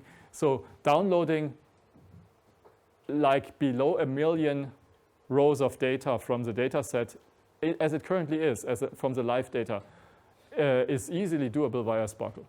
Or is still doable easily. I mean, it approaches the timeout. If you need much more than, if you need over 1 million rows of data, you will probably run into a timeout for the transfer. That's why we created this service for creating RDF dumps for you, because if you want to have a dump of all humans, for example, this is like 5 million or so, you will not be able to get it with Sparkle, but it can do a lot. And there's no limit on parallel queries. You can have parallel queries as much as you like, but your CPU time will be budgeted per client. So you will get wait and retry later if you overload the service. But it's fairly robust. And there are some extensions like a geo service, which allows you to query for nearby things, which is something that Sparkle and RDF do not natively support. Okay, we've written a paper about this application. If you are interested also in the operational details, how many servers to serve all of the community with this. Actually 3 servers, and they have modest configurations, much less working memories than you would need to load the whole graph, for example. But SSD drives are important. Yeah. So what implementation then drives the Oh, I did not mention that. Yes, so this is based on Blaze Graph. And this is a slight problem because Blaze Graph, as you may know, is discontinued somehow. It's not really, it's discontinued as a software project because the people who made it were too successful. They are now the Amazon Neptune team. So, but Amazon didn't buy Blaze Graph, they just bought the people one by one at a good price, I gather. And they just re-implemented the whole thing inside of Amazon, which is kind of cool because it means Blaze Graph remains as it is, free and so on, but we need people to maintain. So if you think your purpose in life is to write or to improve a large graph database, and you are still looking for a project to start from instead of building it from scratch, and you want to be the future Blaze Graph maintainer or something, then maybe step up. We really need to build an open source community around this product. It's currently it still works. But it's clear that there must be updates happening, and currently there's like one DevOps very capable person, but still only one person at the Wikimedia Foundation who's doing this product maintenance, and it's a challenge. So things are good right now, but we are a bit nervous. Okay, you might know the policy of the Wikimedia Foundation is not to use anything that is not free software, simply because of login issues. It's the same, it sounds a bit fundamental, but it's probably similar to the policy of Google and Amazon and anybody, you don't use software which is controlled by another company if you are this size, because it just means they have incredible power over your operations. Right, so so this is Blaze Graph. What else do I want to say? Yes, about the Sparkle query logs. So I have no slide for this, but we have actually analyzed a year ago what people query for. So after signing a lot of NDAs and memoranda of understanding with the foundation, we were given access to the raw query logs on the servers, which is a very touchy and privacy-sensitive topic because Wikipedia is illegal in some countries. There's people persecuted and so on. So, and there are IP addresses in these logs, so you should better be very careful with what you do there. And so we were given this access, and we analyzed the Sparkle queries that people asked for, and we were able to reformat, normalize, and anonymize them to an extent where there were no further concerns about releasing them. And we have released, several hundred millions of Sparkle queries that real people have been using this service for over the time of, in total, 6 months, which you can just download and use for your research. So if you're interested in what people are using in terms of Sparkle features or what things they are querying for on Wiki Data, then there's data for studying this. And it also gives us some idea of the load. So at least a year ago, we had something like 100 million queries per month being served by this live server. So it's a heavily used thing that many applications are driven by this, but also a lot of editing work is done through this Sparkle service. So people have a data set that they want to align with Wiki Data, and so they launch a lot of Sparkle queries that ask things like, is there any human of that name in your database? And then they look at the results and try to match it with their own records and try to find if they have that human and if it's the right human and so on. And then if the alignment is found, then they will do some edit.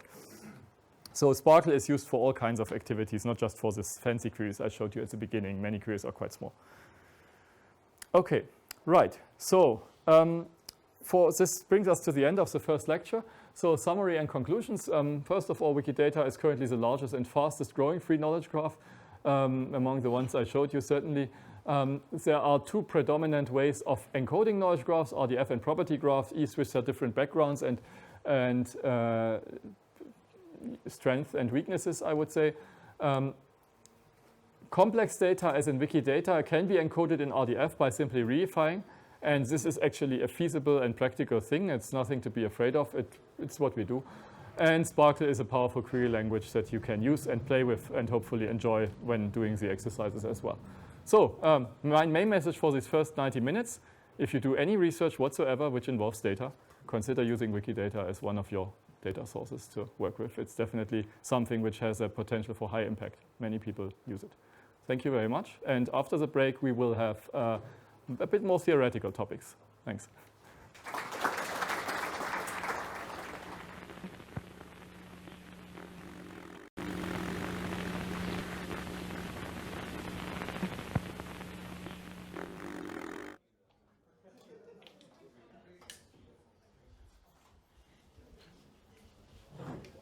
Yeah, right.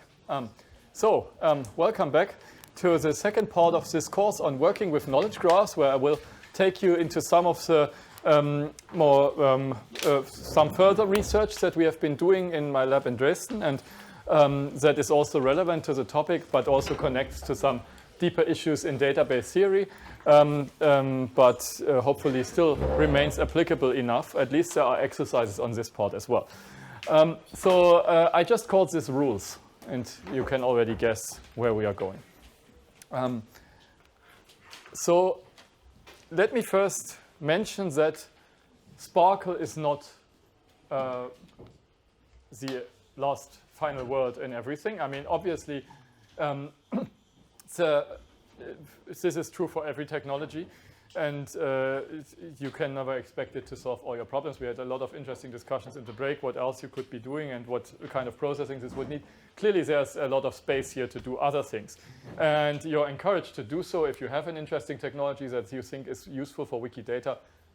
Bring it up, approach people, first come, first served. So usually people are very, very technology friendly in this community, and they are interested in seeing what can be done. So if you have something that can be done, bring it up.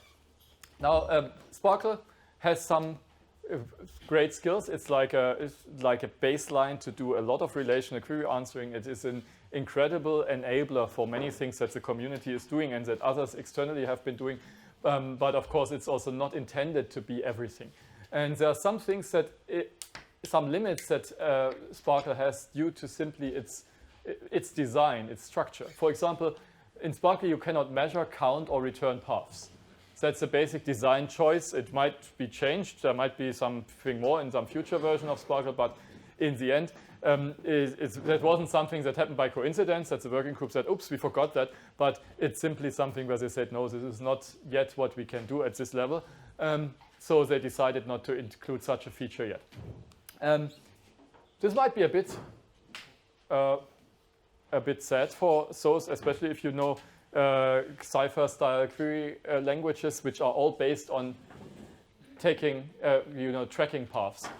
In fact, I think the semantics of query answering as you have it in Neo4j, which is isomorphism-based rather than homomorphism-based, as you may know, is almost impossible to implement if you don't also track paths every time you use them, which may not be a power, but a problem. I mean, in the end, it costs a lot to track every path. But if you want to implement isomorphism-based matching, you have to remember which edges you already used. So somehow it's a side effect of your implementation. So Neo4j, for example, can create paths, and this is a powerful feature that you can use in many good ways to query for a path and get a list of nodes on this path back. So why don't we have that in Sparkle? Well, for one thing, maybe we just aren't there yet. Doing a standard is hard work, as people in Cypher still have to find out, I think. So usually people are happy at some point when it's done, and including even more features is just adding some more years to it. So that might be one reason, historical, but also there are some performance issues, right? If you can measure the length of paths in a subquery, then you can order by the length of paths in a descending way and keeps the longest one, and suddenly you have solved longest path. But as you may know from undergraduate courses, longest path is an NP-complete problem in the size of the graph. So you have an NP-complete, or NP-hard at least, data complexity for your query language, which is maybe not a favorable property of a database query formalism. Can still be handled. So the other thing, of course, there's a astronomical number of simple paths even in small graphs. You may know the famous paper by the Chileans counting beyond the yottabyte, a very leisurely read, was a WWW conference best paper a few years ago, where it's almost tongue-in-cheek kind of writing, where discussing the practical feasibility of implementing path counting over graph databases, because even if you have a clique with just 10 nodes, you get so many paths that you cannot possibly represent this number in your memory. Huh? So it's certainly not return it as a query result. So counting is also a performance issue. But still, I mean, Cypher does it to some extent at a smaller scale maybe, so there could be some ways of putting this in. Also, there's no complex analytical algorithms. There's no PageRank or something like this in SPARQL. Some people have built extensions, like BlazeGraph actually has a PageRank service extension and also a graph search API extension where you can do breadth first search and stuff like this. And so this gives you some of these capabilities, but seriously, of course, PageRank cannot be done in an interactive querying today. I mean, if you want to compute the PageRank to a reasonable accuracy on these graphs, you'd have to give it a night, and then on the next day you will have it. But it's not something that you can expect to just happen in the query. So maybe you need other tools for this and an interactive paradigm. Okay, but so these are maybe the obvious limits. But then there are other limits which come from the complexity. And one thing I should mention here is that SPARQL query answering is NL, so non-deterministic log space complete for data complexity. Let me say two things about that. First of all, data complexity, of course, is the complexity that's the problem of answering the query, or, well, decision problem of checking whether a certain answer is an answer to the query, has when you fix the query and you just have different databases as input. So if you say, this is my query and I want to answer it or for any graph that comes my way, then how difficult this is measured in data complexity. And it's usually our main complexity measurement, of course, in databases, because we expect large databases, but our queries expect it to be somewhat smaller. Sometimes necessarily so, because when they get bigger, the database management systems no longer work very well. So NL complete is a subpolynomial complexity. NL here is coming from the reachability queries. So NL is a typical complexity for reachability. Of course, if you don't use paths, you will just have the normal AC0, very low complexity, highly parallelizable. Well, NL is also highly parallelizable in theory. Okay, so that's the complexity in data. And but this also means that whenever you have a query and you run it on a graph, it solves a problem, a computational problem for you. And the problem it solves cannot be more difficult than NL. So you cannot solve a problem which is not in NL with an NL data complexity query language. So there are problems of this type. Some contrived are easy to find. So just take any X-time complete problem, like generalized chess, and encode a chessboard in a graph and ask, does white have a winning strategy for this? Clearly, no SPARQL query can check this. And also, this might not be obvious from the structure of the problem also, but it's clear that the problem is computationally harder than anything that you can solve with SPARQL. Just a question. Are you adding all kinds of expression in this class? Because we worked on a POTS paper a few years back, and we have these C tracts for regular path expressions. And so we identified it in dichotomy. And we have, if you have a general property path, I mean, you go beyond the. Oh, really? Okay.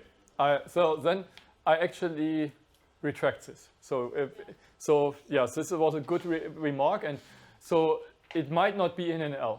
It might be harder than NL, but it's still subpolynomial. Depends on the class. I mean, if you are in this C tracts, the class that we have, then you are in NL. But then if you go beyond, you are okay.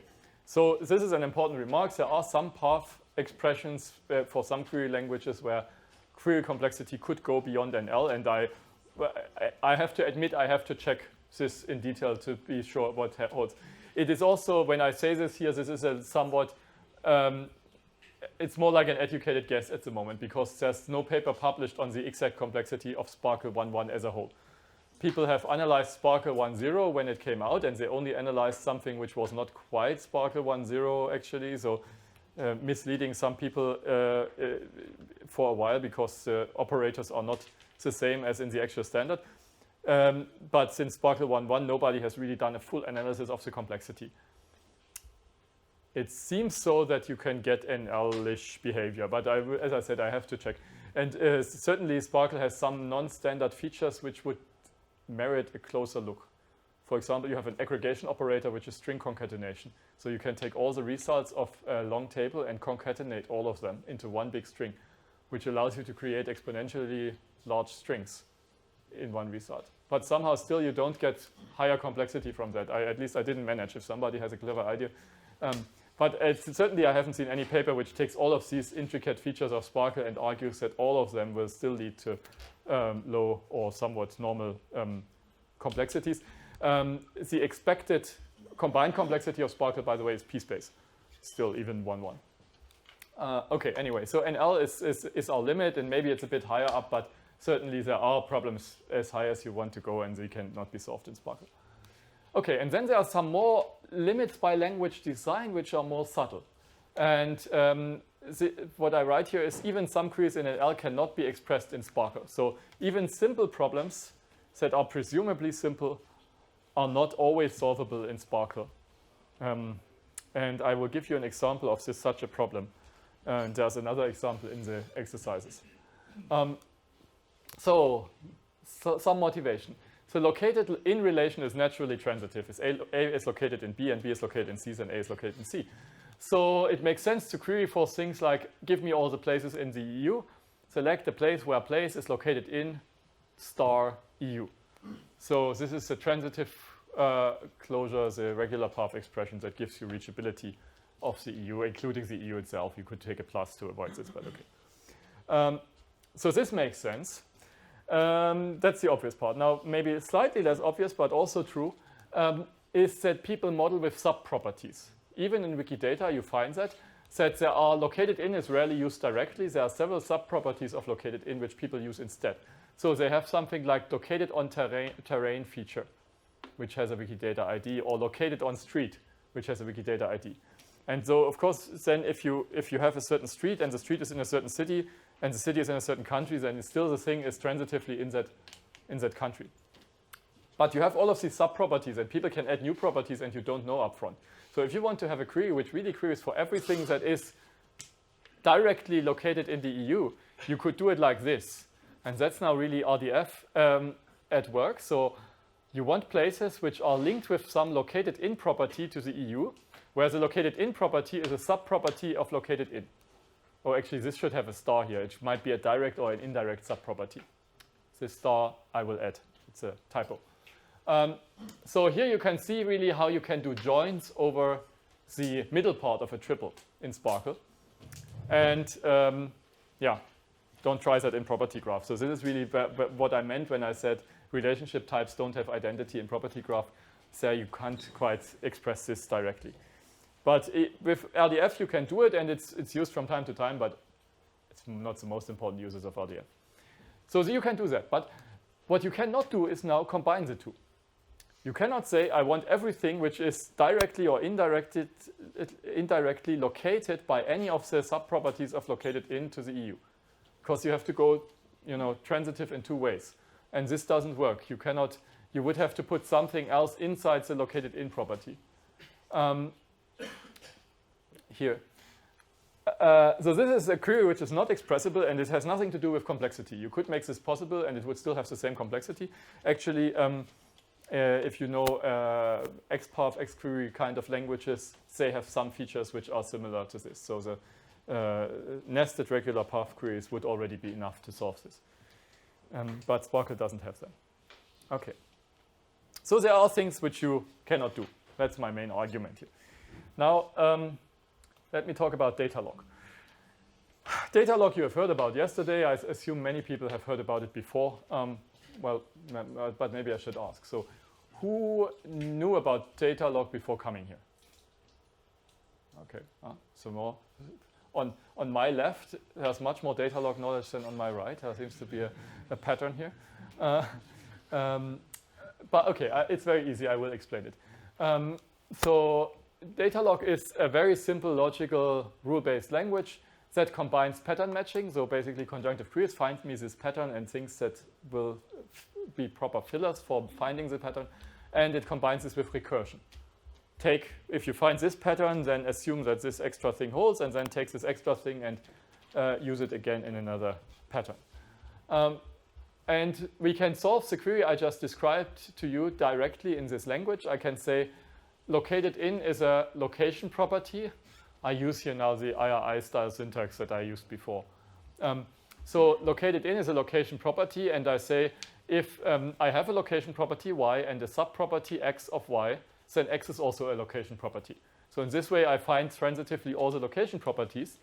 And now I use this to do a transitive closure over the edges of the graph. So if I have an edge from x to y, which uses a property p that is a location property, then I find that x is located in y. And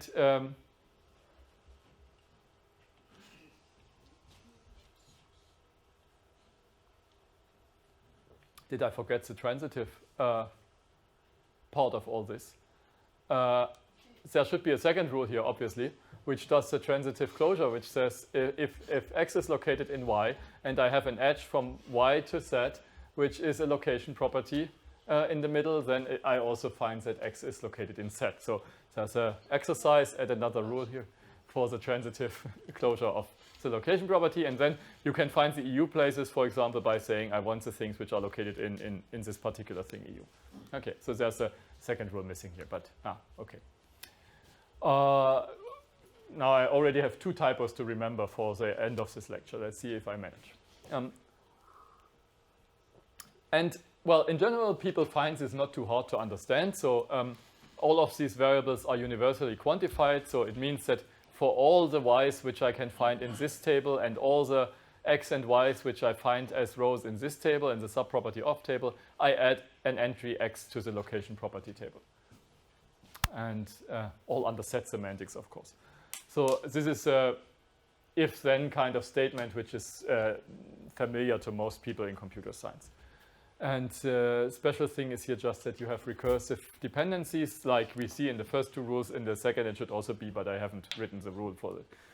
That you derive something like location property and then you use it again to derive even more of the same. Or of something else. So how do you evaluate that? Well, naively, it's very easy to do. You just apply rules until saturation. And you can really think of it in such an operational way. Look at your data, see which rules are applicable, and each of the rules that is applicable in some particular way, you add the information that it entails, and then you continue this process until nothing new comes along. This is written up on this slide here, and I will refine this algorithm, so let's make sure we understand it. I'm using some Greek letters here, so maybe we should spend a second. So what do we have as an input? Database instance I and a set of rules sigma. We compute a set of derived facts delta. When doing so, I use the terminology of a match. What is a match? A match is a variable substitution, so a mapping from variables to terms that is applied to a conjunction, in this case, of facts. So several facts with variables in them. I apply the substitution to give values to the variables, and it's a match for this conjunction if and the set of facts delta, if the substituted facts, if the thing I get after replacing all the variables with their values under the substitution is actually found in the sets of facts. So a match is one way of matching a pattern to a given data set by replacing variables with terms. And now with this extra terminology, I can write up the algorithm in 2 functions. The outer loop is a very simple idea of saturation. You start with the given database as an input. You say, these are the facts I always know. And then I repeat, apply rules until the facts I get don't change anymore. And then I return the facts. So this is doing something until saturation. Now, how do I apply the rules? Well, for each rule in my set of rules, which has the body implying the head here is phi, the head is psi.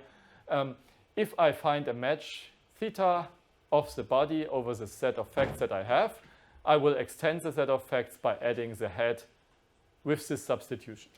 So I apply the same substitution, which changes the value of some, or defines the value of some variables.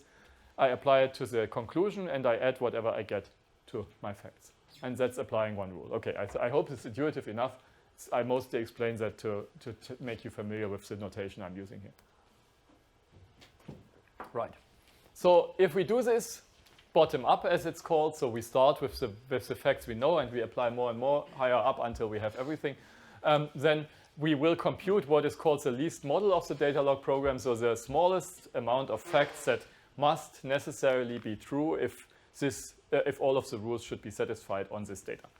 And this least model can be used for query answering, for example. Essentially, it's a completed database with additional facts in them, which you could query then in order to learn what follows from your rules over this data.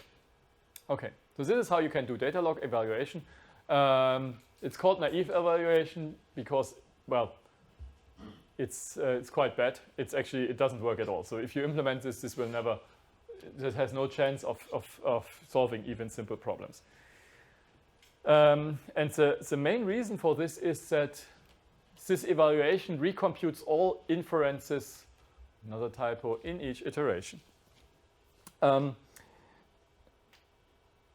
Because you always loop over all the rules and you look at all the matches of these rules over the data, you will always also find the matches that you have already considered before.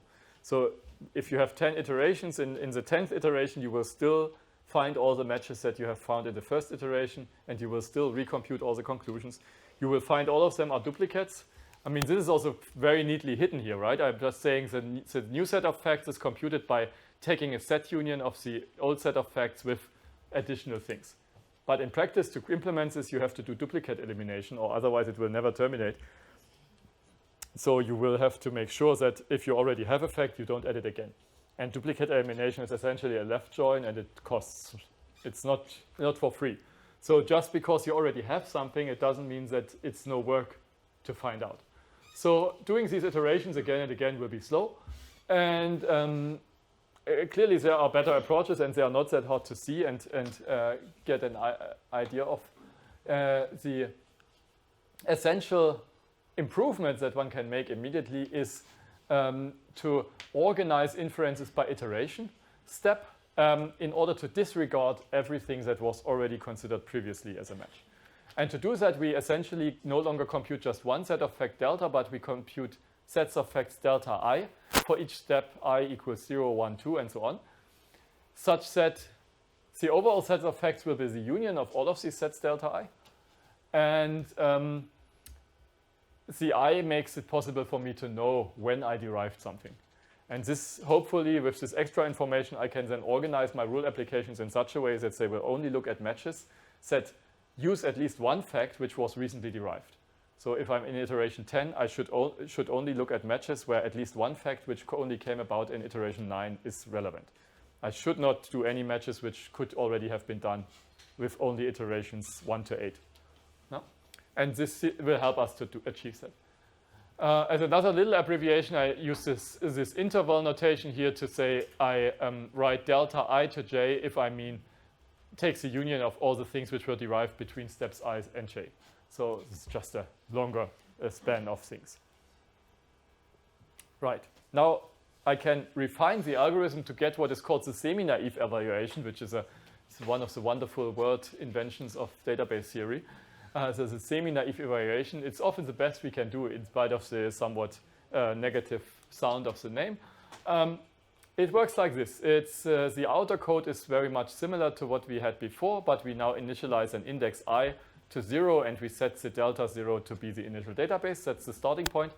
And then we apply the rules on level I. Or I might have accidentally have this I here, which I shouldn't. I apply that on level I until the derivations I got on level I do not add anything, until they are empty. and then I return everything I got up to this level. I could have I-1 here because this was empty, right? So how do I apply rules on a certain level? Well, I initialize a new set of derivations for I+1 for the next level. I set it to empty. And now I go through all of my rules again as before.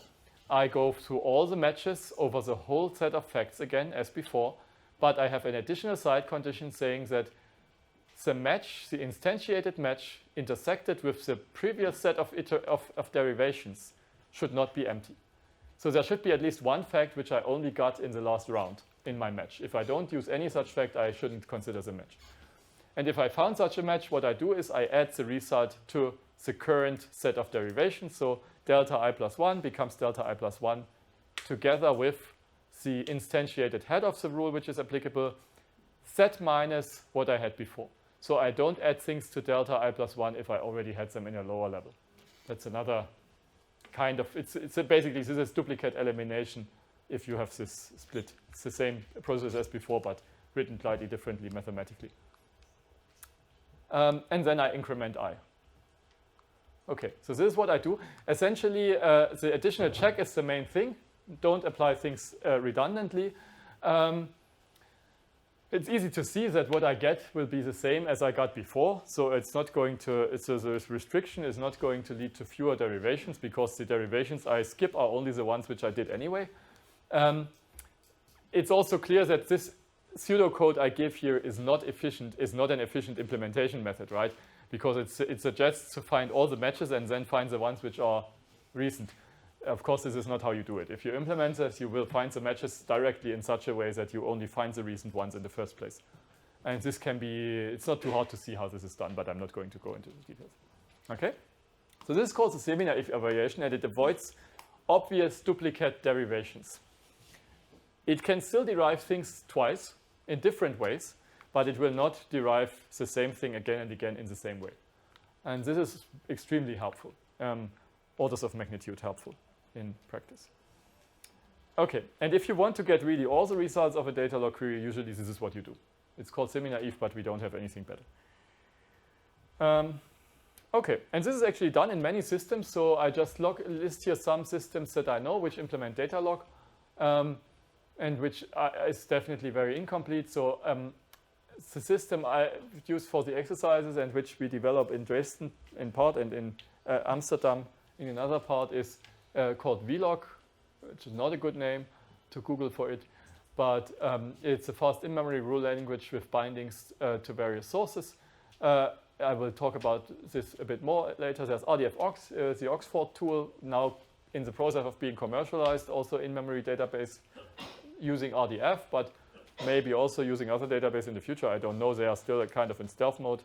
Don't know what they are up to.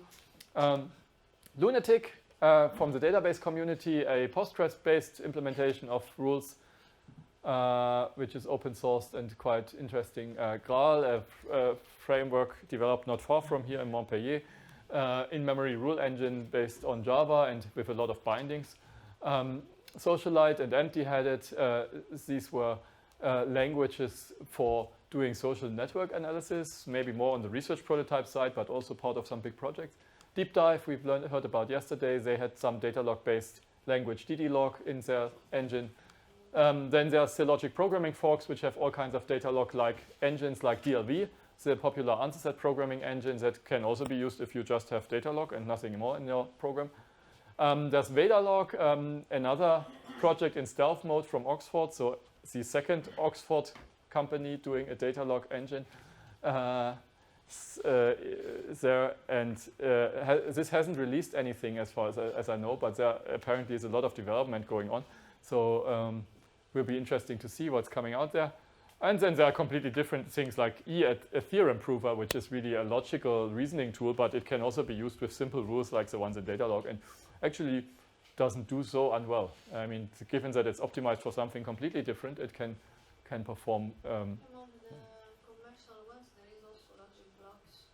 There's logic blocks. I took it out here because it's kind of dead, right? I mean, logic blocks was. Actually, there is now an initiative to make the Datalog engine open source. Ah, nice. Okay. So logic blocks, I just learned, might become open source. There's an initiative. I mean, the story is logic blocks was very successful as a company using Datalog for data analysis, big style data mining, where you go to the Amazon cloud and let it run overnight with many rules. And they were successful, and they were bought by another company, but the other company, well, basically the people went somewhere else and the technology vanished in the company. And so for a long time, it wasn't clear what would happen now with this engine, if it still should be listed. But if it becomes open source in the future, of course, then it would be again here among those things, logic blocks. Nice, very nice project from the database community. Okay, what I wanted to tell you here are two things. First of all, there's a lot of tools. It's a very popular language. It has been implemented and re-implemented everywhere. And also the tools are very diverse. So these things differ very much in what they do and what they are built for and what their optimization is about. Okay. As I mentioned, the tool we are developing is vlog, and it has a Java binding called vlog4j, which is actually much more than a binding now. It has a lot of additional features, including its own syntax for rules, so that you can write them more easily than if you use the vlog tool as a backend from the command line. And well, actually looking at this at the moment, it's one of the few open source, well, besides Graal, the only in-memory open source engines that you can get for Datalog. DRV not being quite open source, and it's also a slightly different use case. And Rdf Ox was open source, but with the company activities is a bit unavailable at the moment. So in this sense, if you want to play with it, it's probably a good bet. And here I show you the syntax as we would use it in Java to describe what I showed before, again with the same rule missing that I missed before. So what you can see here immediately is the 5 or the 4 rules. There's one more coming here, which I use to make things a bit more realistic. And then there's a preamble here, which describes some things. So vlog can actually work with all these IRI things that you know from RDF and Sparkle.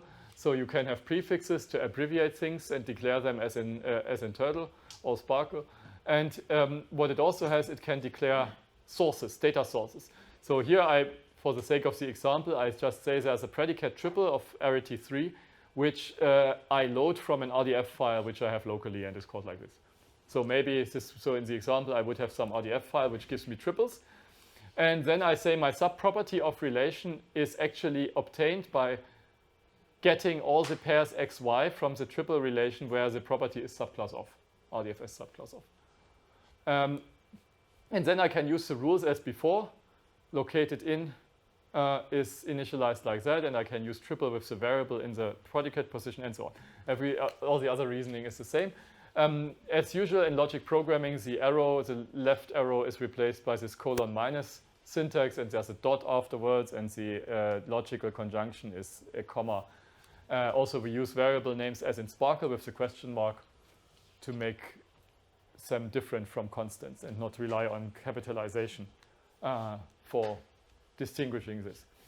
Okay, but basically this is how it would look, and I will switch between the two syntaxes throughout this lecture.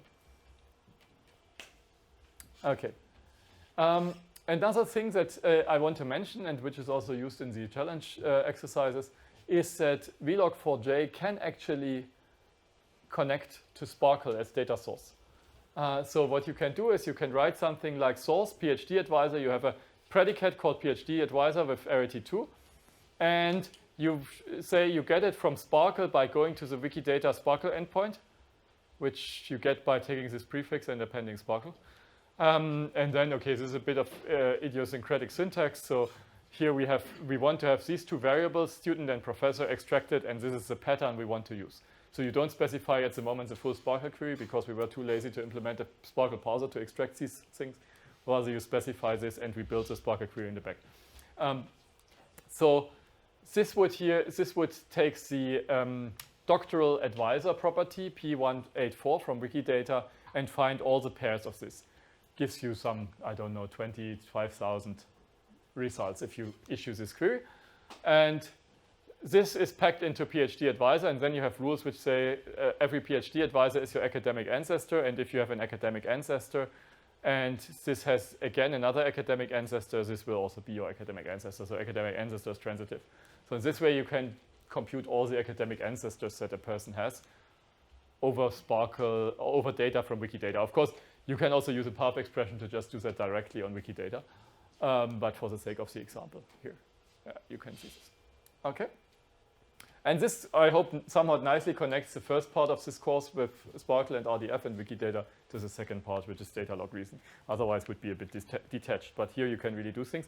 And we have some nice examples and some in the exercises where you can really see how this plays out and how you can use this to do things which are impossible these days on Sparkle alone, either because of expressivity or because of timeouts, and which are also very cumbersome to achieve if you wanted to do it with, Python or Java directly. So, of course, anything that can be implemented directly in your own tool, but this is really usually a much, much simpler view once you get the hang of it.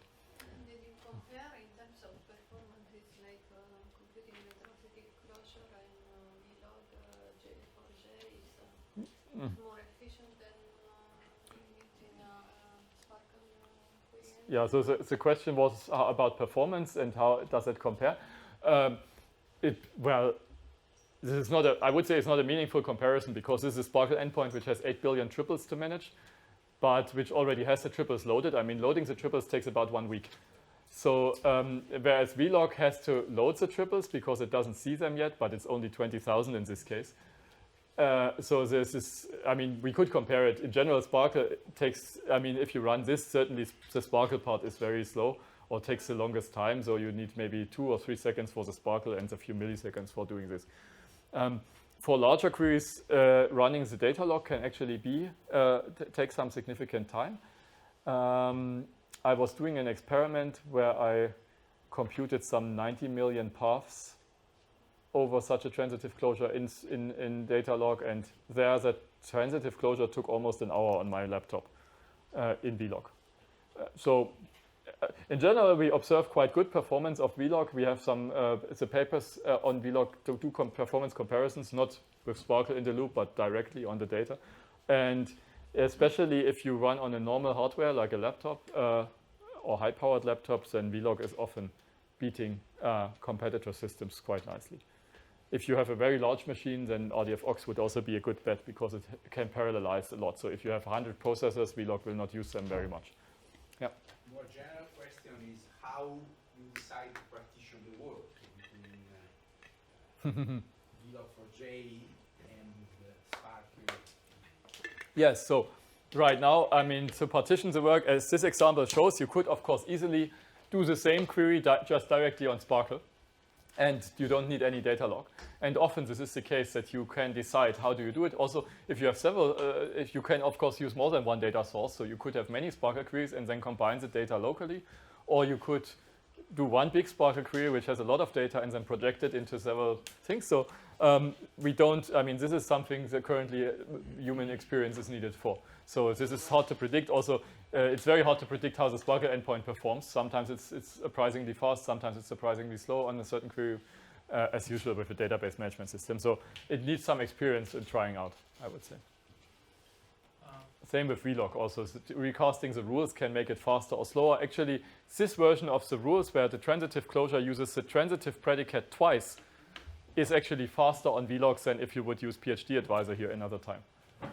Because it leads to much fewer iterations and much more duplicates, but we are apparently good handling this, and so it's a huge speed up compared to doing it step by step with along the paths. Yeah, question.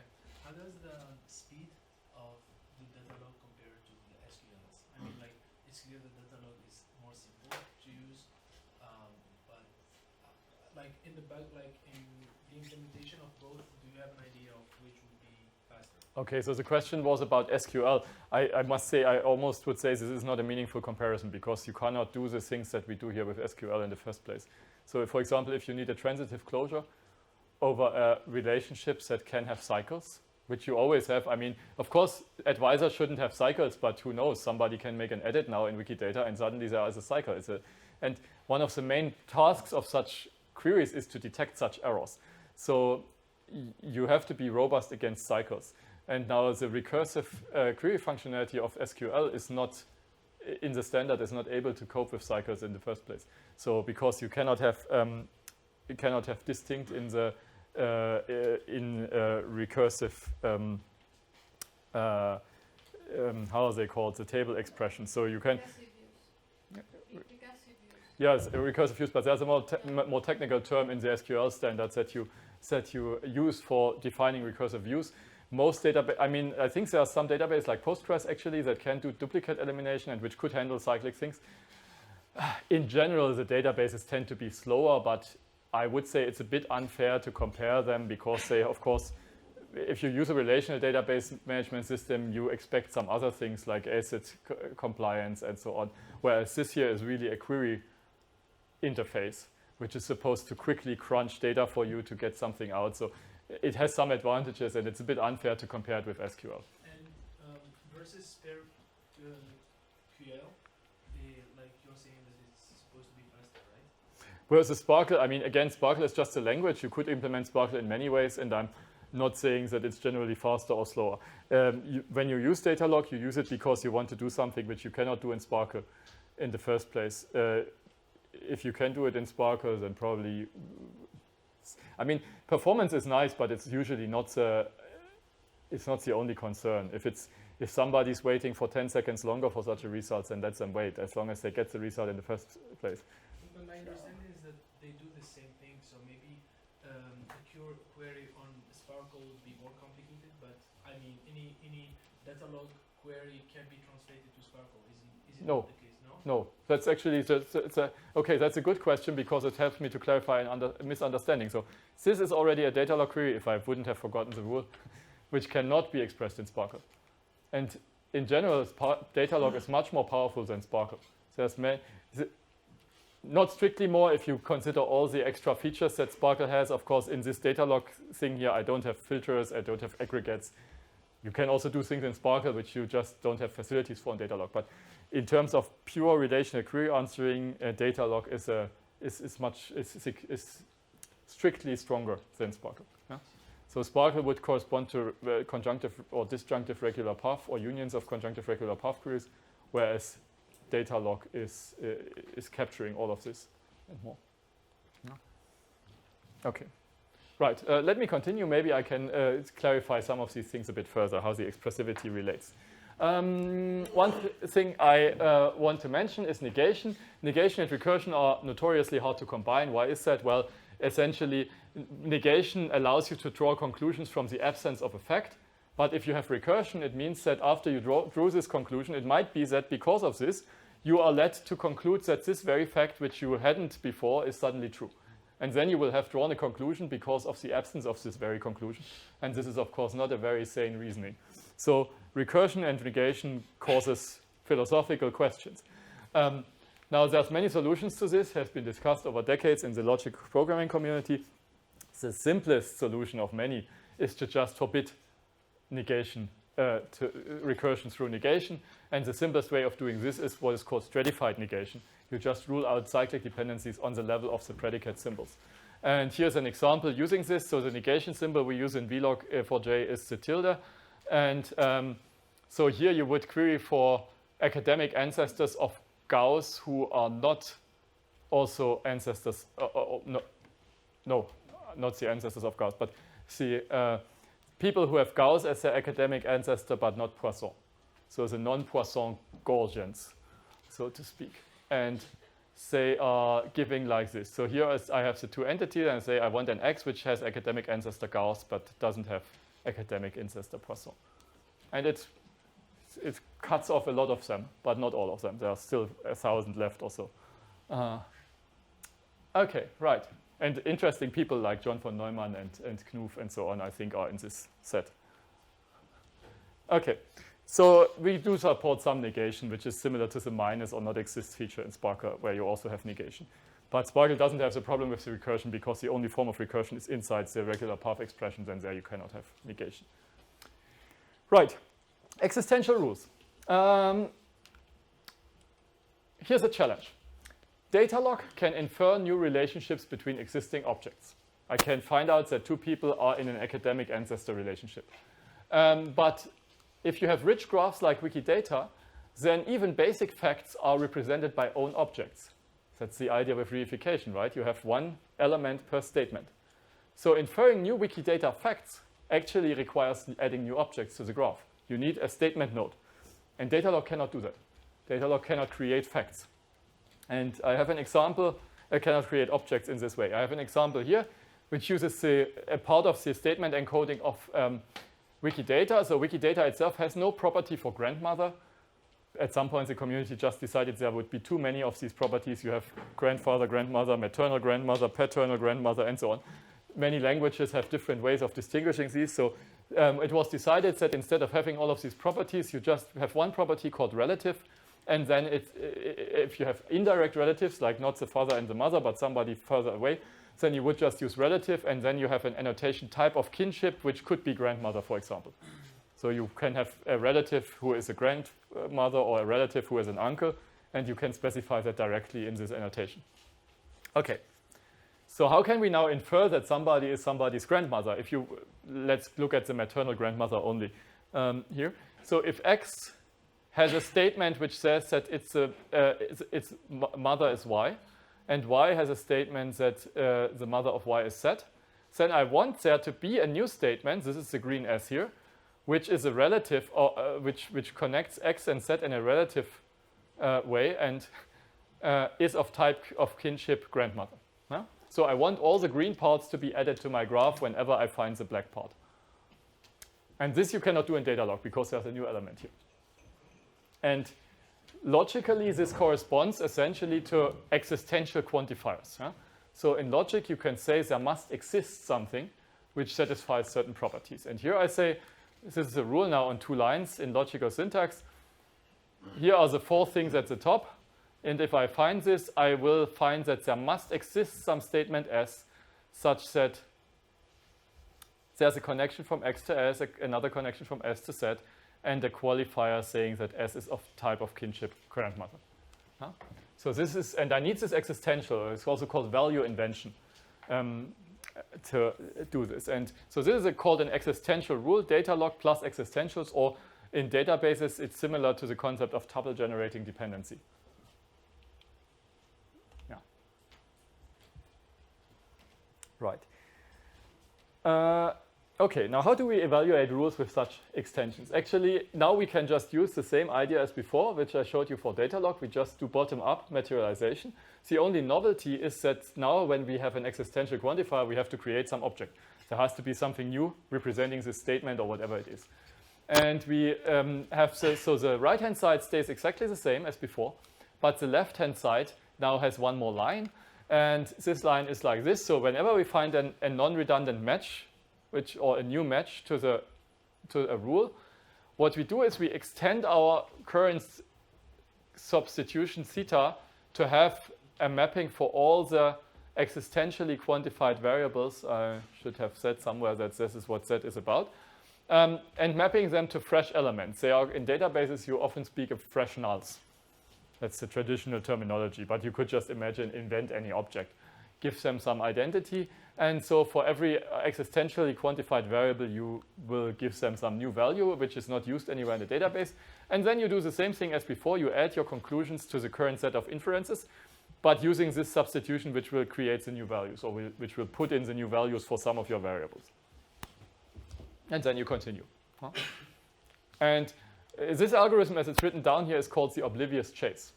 Why it's oblivious, we will see in a minute. So first of all, what's also maybe why it's chase. Huh? So the idea is that applying one rule may lead to new opportunities to apply another rule. So we are kind of chasing behind after a state of the database where all the rules are just satisfied and we can stop. So, but this might be an endless chase, as we will see in a minute. Whenever you create something new, you get new things that you should create, and it could continue and continue. And this happens quite a lot with the oblivious chase because it's oblivious to what it did before. Here you have a simple rule which says that the spouse relation P26 is symmetric. Whenever X has a state is connected to a statement T with P26 and T has value Y, so x and y are spouses, then you should find that y and x are also spouses. So you should create there should be another statement s such that y is connected to s and s has value x. So you just flip x and y, but there has to be a new statement node. You cannot have, otherwise it would look as if x would be their own spouse or something. If you would use the same node and add several things to it, then you couldn't anymore make sense of it. But if you have this simple rule which just makes spouse symmetric, already there you get an endless derivation. If you start with something like Taylor and Burton, as we see before, and there's maybe a statement 1, 2, 3, 4, which connects them, then you can apply the rule and you will get a new statement, a fresh null N1, which connects Burton to Taylor. That's what we wanted. But these are two new facts, so they are in the recent delta, and now the chase would find that this rule is applicable again to these recently derived facts, and you would again apply the rule and find another statement N2 which connects Taylor to Burton again, even though this is clearly not needed, but it will be created, and then we get back to Burton and Taylor and so on and so on. And so this algorithm will not terminate, it will just produce more and more elements. And we see that this is a fundamental problem when you start creating elements. With data log, we didn't have that. With data log, at some point, all the things that can hold are there. It will stop at some point. You cannot create arbitrarily many facts about a fixed number of objects. But if you add more objects, you can always create more facts about them. So the chase with existential rules may fail to terminate. And well, as we see here, even in cases where it should, it may still fail. You want to correct another type of Taylor is spelled with a Y. Oh, I have to keep a list. I see. I promised to correct some of the typos which we found here, but I'm not sure I can. This is not technical. But still. Maybe I mean another Taylor. So everything's undecidable, as usual, in interesting areas of computer science. So here's a theorem that summarizes some of the insights that the community has had over the years. So first of all, given a set of rules and a database I and a fact alpha, which has no variables, just constants, checking whether this fact alpha is entailed from those rules over this database is undecidable. So just finding out if one particular fact follows from your existential rules, you cannot decide. Also, given a set of rules in the database, checking whether the oblivious chase will ever stop is undecidable. It's a kind of variation of the halting problem. Similarly, given a set of rules, checking if the oblivious chase will be sure to stop on every possible input is also undecidable. Could be harder, it could be easier, depending on how you look at it, but it turns out to be the same. So all of this, so first of all, we cannot find out if a fact is entailed. We cannot use the chase to find it out because it may not terminate. And we cannot find out if the chase will terminate. Looks pretty gloomy. But there have been a lot of decidable cases that people have looked at. And one such example case is what is called weak acyclicity, a classical notion from the database theory community, where we somehow overestimate how the nulls and the freshly created objects are passed inside the rules, and then check if there could be a cyclic way in which nulls are passed around and create new nulls and so on, and this will always repeat. So if such a cycle is not found, even in the overestimation, then we can be sure that the thing must terminate, that the chase must stop. And in this case, we can safely use this chase variant to compute a finite completion of the database and to do query answer. However, so there are many conditions of this kind, actually. So weak acyclicity is probably the only one that works for the oblivious chase. But there are some refined notions of chase where other criteria work well. But it turns out that most of these conditions do not really add much. I mean, our original motivation for adding data log was that we want to do more than Sparkle. And the motivation for adding existentials likewise should be that we want to do more than data log. Otherwise, we could just use data log, right? And if you look at the complexity, you already see that somehow not much changes. Data log, X-time complete, weakly acyclic existential rules, 2 X-time complete. Oh, wow, there's an exponential jump here. But this is just conciseness in a certain sense. So somehow weakly acyclic rules allow you to write with very few rules very complicated algorithms that you would need much more rules in data log to write down. But then once you have fixed your rules, what you can do with them on top of the data is still p-time complete as before. And of course, this doesn't mean that they can do the same things. There's a difference between expressivity and complexity, but actually it turns out that they can do the same things. So people have proven that essentially anything that you can query for with such a set of acyclic existential rules, you could also have done in Datalog right away, with a slightly different formulation. And clearly, you cannot really create objects with Datalog, so you will never see any new object in your database. But if you're only interested in discovering relationships between things you already know about, so things that you can express in terms of elements of your graph, then these query answers you can also get from a plain Datalog query without having to create any auxiliary objects in between. So the creation of things can be completely avoided while still doing the same data analysis. And this extends to most known other acyclicity criteria. So people have done a lot of research in that field, but it turns out that they didn't really get very far from plain Datalog, which we had in the 80s. Huh? That was a question. Yeah, so I was wondering, all these notions are actually syntactic restrictions that imply termination of the chase. So what happens if you adopt a semantic criterion and just consider those programs which chase terminates? Do you actually gain expressivity? That's a great question, by the way. So can we, instead of relying, I mean, even if we cannot detect whether it will terminate, we can, of course, talk about these things. We could say, let's take the set of all rule sets which terminate, for which the chase terminates, even if we don't know, we cannot decide this set. And then ask, is this set somehow more powerful then? It's clearly the upper bound of any criterion you could ever come up with. And the wonderful result, mostly due to Bruno Marnet, is that the answer is no. So as soon as it terminates, complexity drops to p time and it can be expressed in Datalog. The fact that it's expressible in Datalog is not quite just Bruno's work, there were others involved, but this is really, really nice. So in a way, it tells you, semantically speaking, if it terminates, it's Datalog. No? A very, very disheartening result in a way. But I will come to, now to the optimistic time. Okay, so, right. So many things cannot be done, apparently, but I will show you what can be done. Just a small note, of course, the fact that the chase doesn't work doesn't mean you can't decide it. There are many cases, many types of rule sets for which we have algorithms for doing query answering, but where the chase does not terminate. People have studied other approaches. So the chase is one approach, others exist, but to be fair, what is implemented these days is usually the chase. So almost all of the tools are implementing chase-based algorithms, and so it's quite an important criterion to have this terminating. Okay. All of what I said, including the restrictions in particular, are based on the oblivious chase, and this extends to what is called the Skolem chase or the semi-oblivious chase. So some refinements of the chase have the same limitations.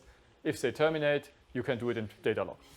But here I have a chase where this will turn out to no longer hold this restriction, and this is called, suitably enough, the standard chase in databases. So that's actually the chase that people first came up with, because it's maybe the obvious one, the natural one, the intuitive one that you would implement first. And it's also called the restricted chase because it somehow restricts what you derive a bit further. You don't get quite as many useless things as in the oblivious chase. So how does it work? Same algorithm on the left, different algorithm on the right. And the difference here is only that I added a new line 4. So I still go through all the rules. I take all the matches which I haven't considered before. And now I do a check.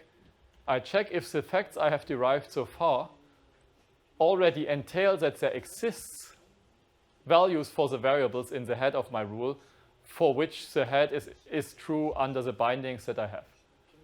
So before bothering to create new objects, I check if I maybe already have some objects which could fill this place, which would make my head satisfied, then I don't have to do anything. And intuitively, this is what we would have done before in the spouse relation, right? We found that that Burton also is the spouse of Taylor. That was fine, but then deriving again that Taylor is the spouse of Burton is something we shouldn't have done because we already had a statement which said exactly this. But the oblivious chase didn't bother to check if there was already another element that could take this place. But here we would do the check. And then we just, if the check succeeds, we will continue to add fresh nulls as before. The check in practice essentially corresponds to query answering, right? The body, the head of the rule which you have here is like a query that you want to check if it's entailed. If you find a match for the query, you don't have to continue. So it's a functionality that you have already implemented somehow in such a system. But yeah, how efficient it can be done depends really very much on your algorithm. Okay, some simple observations about this new chase. First of all, compared to the chase we had before, whenever the oblivious chase terminates, the restricted chase also terminates. So doing this additional check will only lead you to avoid some work. So when it might terminate more often, but it will not terminate less often. The oblivious chase and the restricted chase can have different results. One could be infinite, one could be finite. So they are not the same output, but the results are what we call homomorphically equivalent, meaning you can embed one into the other and the other into the one, and meaning that all queries whose answers are based on homomorphisms, like conjunctive queries, data log, regular path queries, will have the same results. So you can use both chases for query answering. They will not be distinguishable for most queries, unless you have queries which are somehow able to count how many different statements you created. Then, of course, you can distinguish. Okay, so actually, the restricted chase is just as good as the oblivious chase, but sometimes much smaller. So the restricted chase is just as good as the oblivious. No. Non-determinism is the other observation. The exact results that you may get by the restricted chase depends on the order in which you apply rules. Because the additional check whether you already have something which satisfies the requirements or not depends on what you did before. So there might be cases even where if you do one order, you will have a quick termination. If you do another order, it will never terminate. Because you always derive something too late to stop you creating new nulls. So there's non-determinism, and it's difficult to find out which order to use. But again, while it's non-deterministic, each of the results, at least if you can get them in the sense that it terminates, each of the results will be as good as any other for query answering. So the restricted chase is non-deterministic, but any result is good if you want to find out what query results should be true. Okay. So yes. What would be the case that the restricted chase generates a solution that is not a subset of the oblivious one? Because we have restricted chase that is more refined. No, by definition, it must always be a subset modulo renaming of the new elements that you cannot maybe control. But because I just added a check, I mean, when the check passes, I do the same thing as in the oblivious case. So I will have, it will be even a strict subset, yes. Which is somehow very close to saying that there's a homomorphic embedding into this. So subset is, the homomorphisms here are essentially renamings of the nulls. And so it's taking out the last uncertainty of what it would take to really be a strict subset. But it also is the same in the other direction. So the oblivious chase is not a subset of the restricted chase in general. But by, for example, if you map all of these useless spouse statements to the same statements, so the same two statements that you really need, you can also embed this infinite structure into a two-statement structure homomorphically. So that's why homomorphisms are better than talking about subsets here, because we can also say that even the large structure can fit into the small one if we don't care about the identity of the nulls. And this we usually don't. Right. Okay. Still everything is undecidable. Not surprisingly, maybe. We didn't make the algorithm any simpler. So given a set of rules and a database, knowing if the restricted chase will terminate for some rule application strategy or for all rule application strategies is undecidable. Given a set of rules, whether the restricted chase will terminate over every input database for some or all rule application strategies is undecidable. So yeah, we still don't know if it will stop. And well, actually finding this out was a bit more work. So the papers are only a few years old, I think 2014. Are the results which first established this for the restricted chase, because it's kind of difficult to reduce the halting problem to some of the cases here.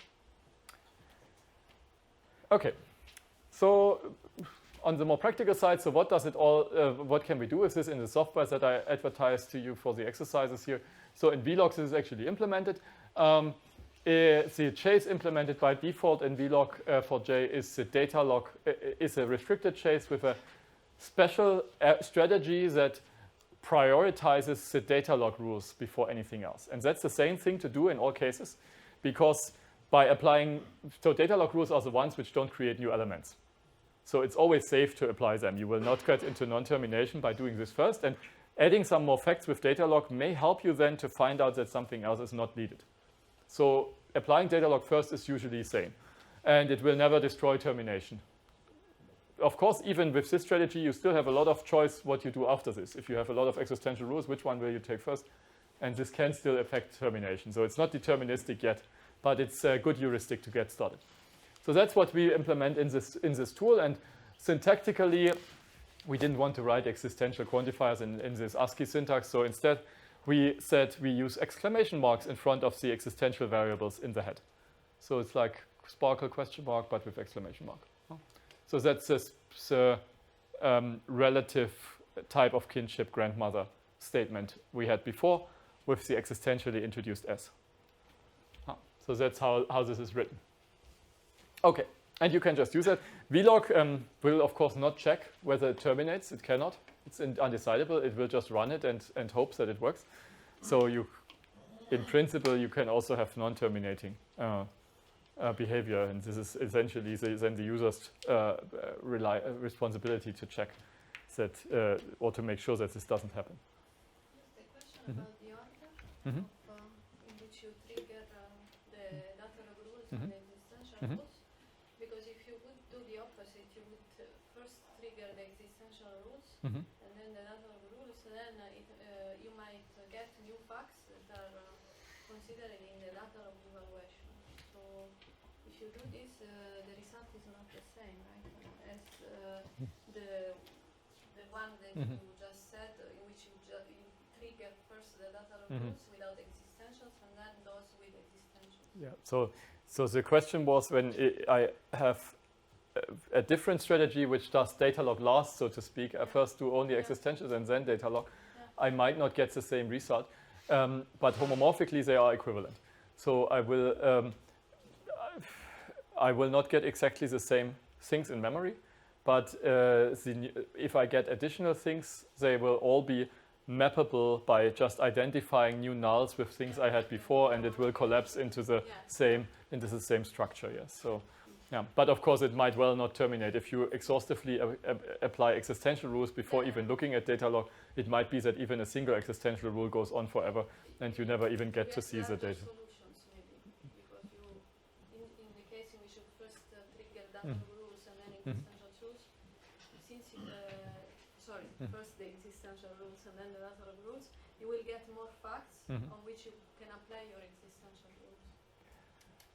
Because yes, true. So right, applying data log might also make new existential rules applicable. Yes, but in the end, every chase has to be fair. I didn't mention that here, but whatever strategy you pick, you must not indefinitely delay the application of a rule in a certain way. So at some point, you have to derive this fact anyway.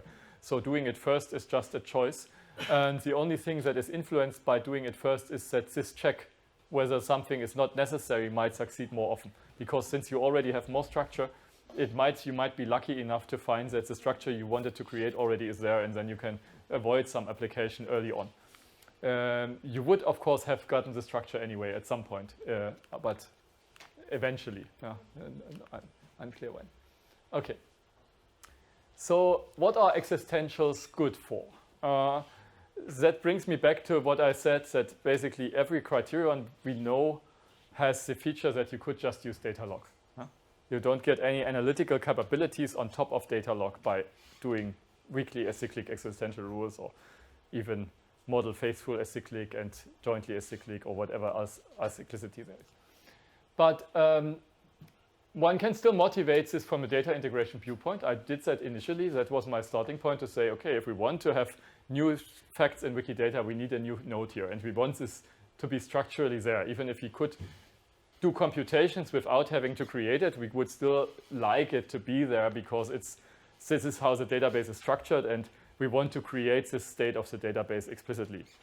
So you can argue this, and this has been the traditional motivation of tuple generating dependencies in databases, to do data integration and to create values where you don't have any values. So if you integrate two databases and one has addresses of people and one has addresses and phone numbers of people, then you will, for some of the people, you will not have phone numbers, but you can say there should exist some phone number and put a null there.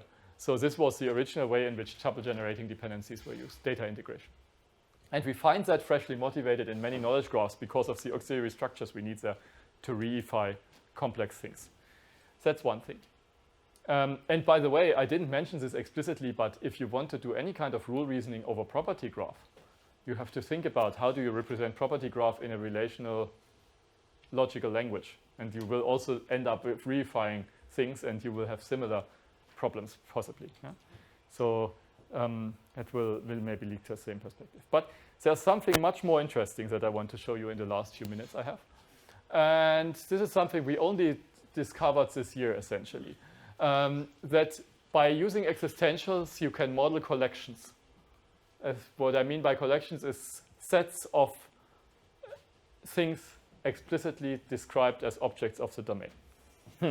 How would you describe a set in an Rdf graph? Well, easy enough. You reify, right? You create a new node for the set, and you link it to all of its elements. So you could imagine that you have a set ABC, and you want to implement, to present this in the graph by having an auxiliary element n, and then having three facts which says A is in n, B is in n, and C is in n. That would be one way to encode a set of three elements. And it's really a set because you have no order between A, B, and C. These three statements are independent. Okay, so this is how we could encode sets structurally. And now we could use rules to create sets. And here I have a simple case where this is easy to see. If I want to make a singleton set which contains the element x, I could do it like this. I could say there is a set S, and x is in S, in XS. So this would make a new element. It would do value creation in order to create a representative for the set, and this element would have this set would have exactly one element in it after creation. So that's nice. So we can see how existentials help us to create compound objects which need their own identity. So how do we get bigger sets? This is just singletons, right? Well, we need more. Okay, now let's try this. I want to add an element to a set. So I have an element x and I have something s which already represents a set. What do? I want to create what I mean here is I don't want to just infer that this element is in the set, that I could always do. But no, I want to create a new set which is the old set plus this new element. So what do? I say there is a new set s prime, which is a set, and I have this relationship plus one element which says s plus x is s prime. So s prime is the extension of s with x. And then I have auxiliary rules which say, well, if I added x to s to get s prime, then certainly x itself is in s prime. And the other rule says, if I add x to s to get s prime, and I already know that y is in s before, then y should also be in s prime. So I take the new element and I take all the old elements. So I get all the information I need about the new set. Okay, so it looks good. Does it work? No, the answer should be no in the way I'm asking. Why does it not work?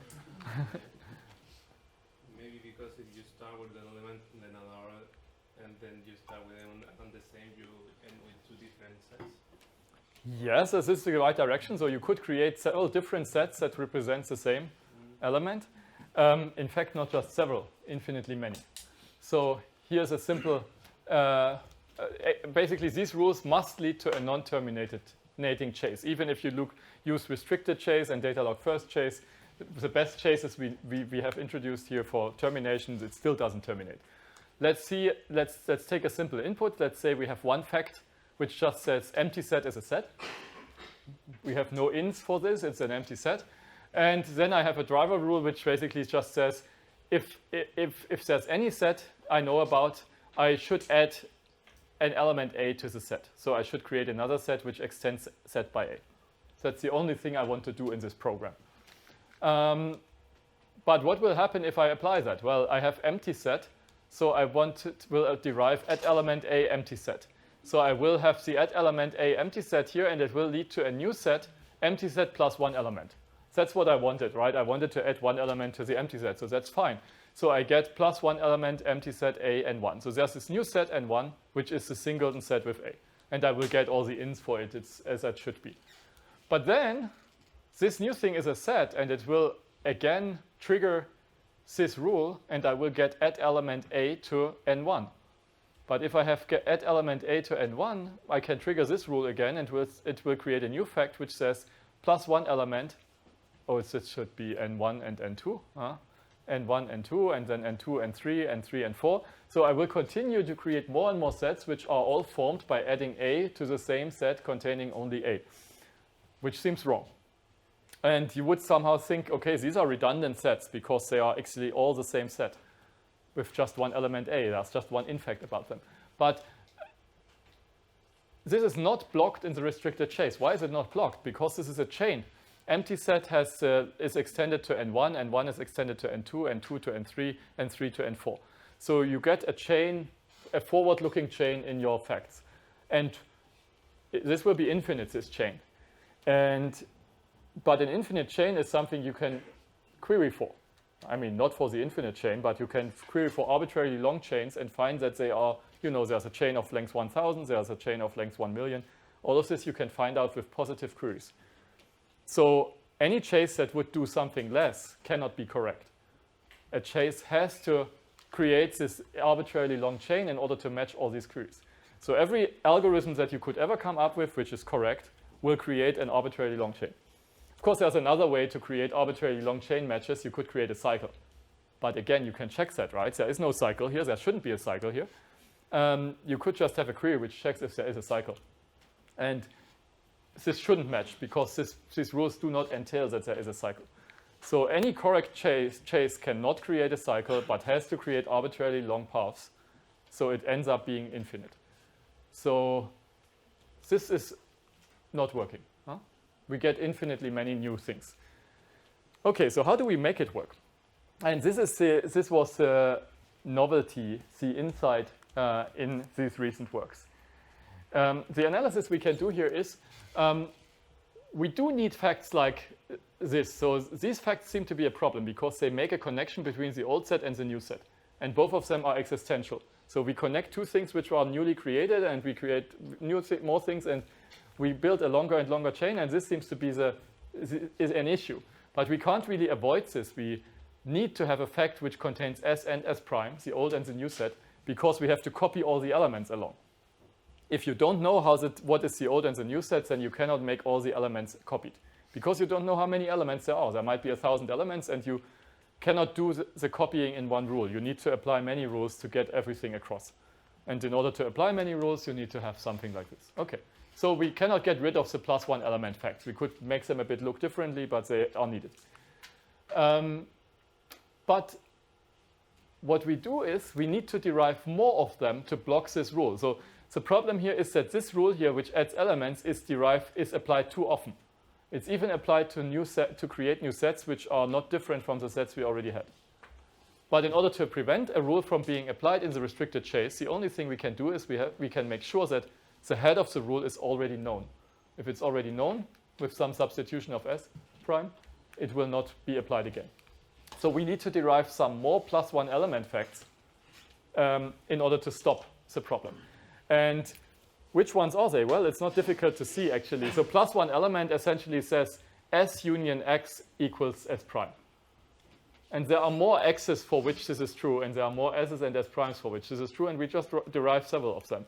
So what I do here is the first three rules are the same as before, but I now do a fourth rule which says whenever an element X is in a set S, I derive that S plus X is still S.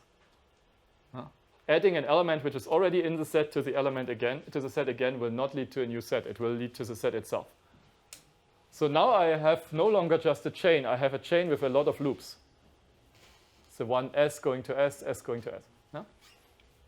And This is enough to actually block this rule, because now if we try to add the element A again to a set which already has A, we find that the set S, which already has A, is already A connected to itself. And it's a set. So this head is already satisfied, and the rule cannot create anything new. And that stops the whole thing. So, conclusion, this works. So these new facts prevent the creation of new sets by adding the same elements again. Clearly, this only works if we make sure that these facts are all derived before we consider the existential rule. So we need data log first. It has to be, it's essential that we first create the structure and then consider creating new sets. Make one set complete before looking for the next. Termination is guaranteed simply because we will be running out of elements at some point. So there will still be a chain, and it will be quite long. The chain can be, if you just add basic elements from the domain of your input, you can still have a set which is as large as your input database. I could add all the entities in Wiki Data to one set. Would take a while, but it has to stop at some point. It's not going to be infinite. And if I want to use this in other programs, then I have to do it in a two-step process. So whenever I would like to use a new set, which is then used in a certain fact, in a relationship, I want to talk about this new set, I first have to create the set, and then I can use it. I create the fact set by saying I want to have a new add element fact derived. This basically requests the creation of a set. So whenever you derive add element XS, you tell this subprogram here, it should create you a set which matches this description. And then in another rule, you can check whether you have now such an element, whether you find a set S prime that is obtained by adding X to S. And this S prime you can then use in any fact you want to use. When you want to talk about the set, you can put it into a relationship with something else. You can use it as a value, and so on. So it's like a two-step process. One could make this hidden from the user, of course, by having a set data type and so on. But this is how it currently is. So in this way, we can model sets. And now, this is quite interesting because how far can we go with this? I mean, it seems to somehow, sets are exponential, right? So there's many of them. It's a lot of elements, but it terminates. So with exponentially many elements, you can have double exponentially many facts. And this already somehow goes beyond the complexity of plain data log. You already, with exponentially many sets, you can already show X time data complexity. But can you go further? Can you have sets of sets and sets of sets of sets? Turns out, yes. No problem. As long as you don't have cyclic dependencies and put a set into itself, that wouldn't terminate. But if as long as you somehow bound the recursion depth, you can actually do all this. And what you find, and this is a recent ICDT paper, is that so this is basically the question we discussed before for the oblivious chase. So if you now don't look at a specific syntactic criterion, but you just say, I'm only interested in in rules for which the chase still terminates for some reason, which I may or may not understand. What is the complexities? And it turns out that in both cases, you now get non-elementary complexity, which lifts a lot of restrictions, right? So suddenly you can not just solve a polynomial problem, you can solve almost any computable problem with rules on a graph. Of course, this is not descriptive complexity, so don't get me wrong. There are things you cannot do, even with these things, by simple arguments. But complexity-wise, space is wide open. And plus, this is what we implemented already. Before we even knew that it's possible, this was what we implemented. So, and many other tools also have similar strategies, and they can also do this without knowing. Okay, so this seems a bit theoretical. Let me make it more concrete. We have researched this a bit. So what can we actually do? So what we can write is reasoning algorithms in rules. So I can now write existential rule programs which implement algorithms for logical reasoning. So the idea is that the logical theory, for example, in ontology, in the OWL ontology language, is given to you as a database. You just encode it in facts. And then you have a set of rules which takes these facts as input, and the computations that you get from the rules will be the logical derivations from the ontology. So you essentially have a query which queries for all the entailments of a complicated logical theory. And we can do that for description logic ontologies that are X-prime complete. We can also do it for guarded rules which are X-prime complete. That was based on another ICDT paper from last year where this was shown as an algorithm, and we have now turned it into existential rule algorithm. So these are still a bit esoteric maybe for you. If you're not in ontology reasoning, maybe you don't care much about this. But there's another practical thing which we will do in the exercise. You can actually query for paths. So what else is a path but a set of, well, easily, you could say a set of elements. It's a bit too little because you lose the order of the elements. You could also say it's a set of pairs of elements. Then you have the path as it should be. You can also implement that. It's not a difficult extension. But in the exercise, we will just compute sets of elements. And we will show that this really works in practice in vlog. So you can now have a query that returns you the path. Well, to get the path out of the system, you have to look at the derived infacts and piece them together to give you the sets, because the set is still represented by many facts. But the computation does really work, and you can really get something. And it's I found it quite useful actually, because you can. I used it to detect errors in Wiki Data, cyclic parent relationships, so people who are their own ancestors. And if you find such a thing, of course, you often want to know by which chain of people is this ancestorship conferred. And with this, you can actually do that. So that's a completely new direction for applying rules, and I hope that much more is going to be possible in this direction. We're still working on this, certainly. Okay, right. So as the last real content slide, so there's a lot of things we don't really know about this in theory and in practice. Some things we do know. So first of all, we do know that the terminating restricted chase is more powerful than the terminating oblivious and even the terminating Skolem chases. This is easy because non-elementary is much bigger than p-time. So clearly there must be a problem which you cannot express in plain data log with this power. Okay, but what we also showed is that the terminating restricted chase is more powerful than the terminating oblivious chase, even when considering only problems that can be solved in polynomial time.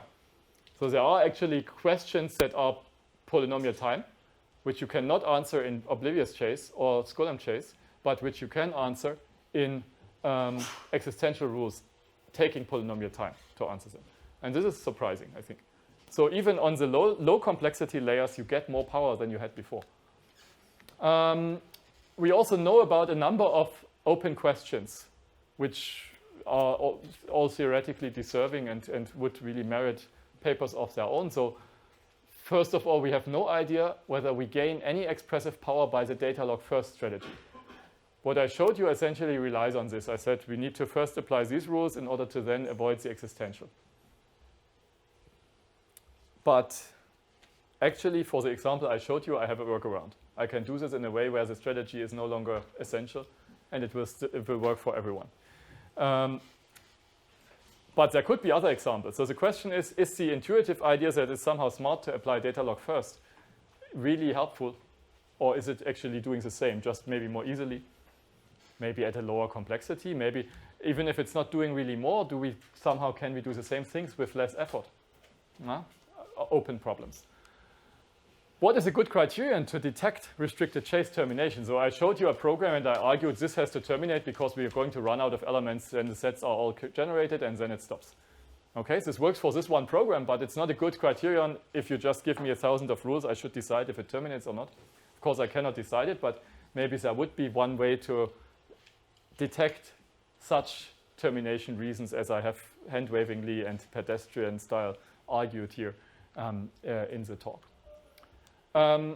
Also, is this terminating restricted chase as powerful as it can get? Or is another chase algorithm more powerful? So is anything that you can do in this kind of setting already doable on this level? Or should we have an even better algorithm in vlog, for example, to do some things which we cannot do yet in a terminating way? And there's a clear candidate here. There's a complicated algorithm called the core chase, which some people have described. And we don't know if the core chase can solve yet more problems or not. No, another theoretical question. And okay. What do you mean by good criterion? Because even the weakly acyclic condition, if you apply Yes, so what I mean here, so the question was, what do I mean by quad criterion? Of course, all the known criteria also will show termination of the restricted chase. With a good criterion, I mean a criterion that will detect that the program I just showed you terminates. So if you implement sets in this way, then the chase you get will be much larger than the chase, will be exponential in data complexity, and none of the known criteria will be able to detect such a case. So the programs that do new things, also the programs that compute the paths for Wiki Data, these programs are not detected to be terminating by any known criteria. You can see it as a mathematician or a computer scientist, but you cannot automatically check it. Okay, so that's my last slide with some summary, which I leave for you to read. Main conclusion: rules are a very exciting topic which have a lot of worthwhile research in them, and both in theory and in practice in the tools I showed you. And PS, we are hiring, so if you know anybody who is looking for a PhD or postdoc position, give us a hint. Thank you.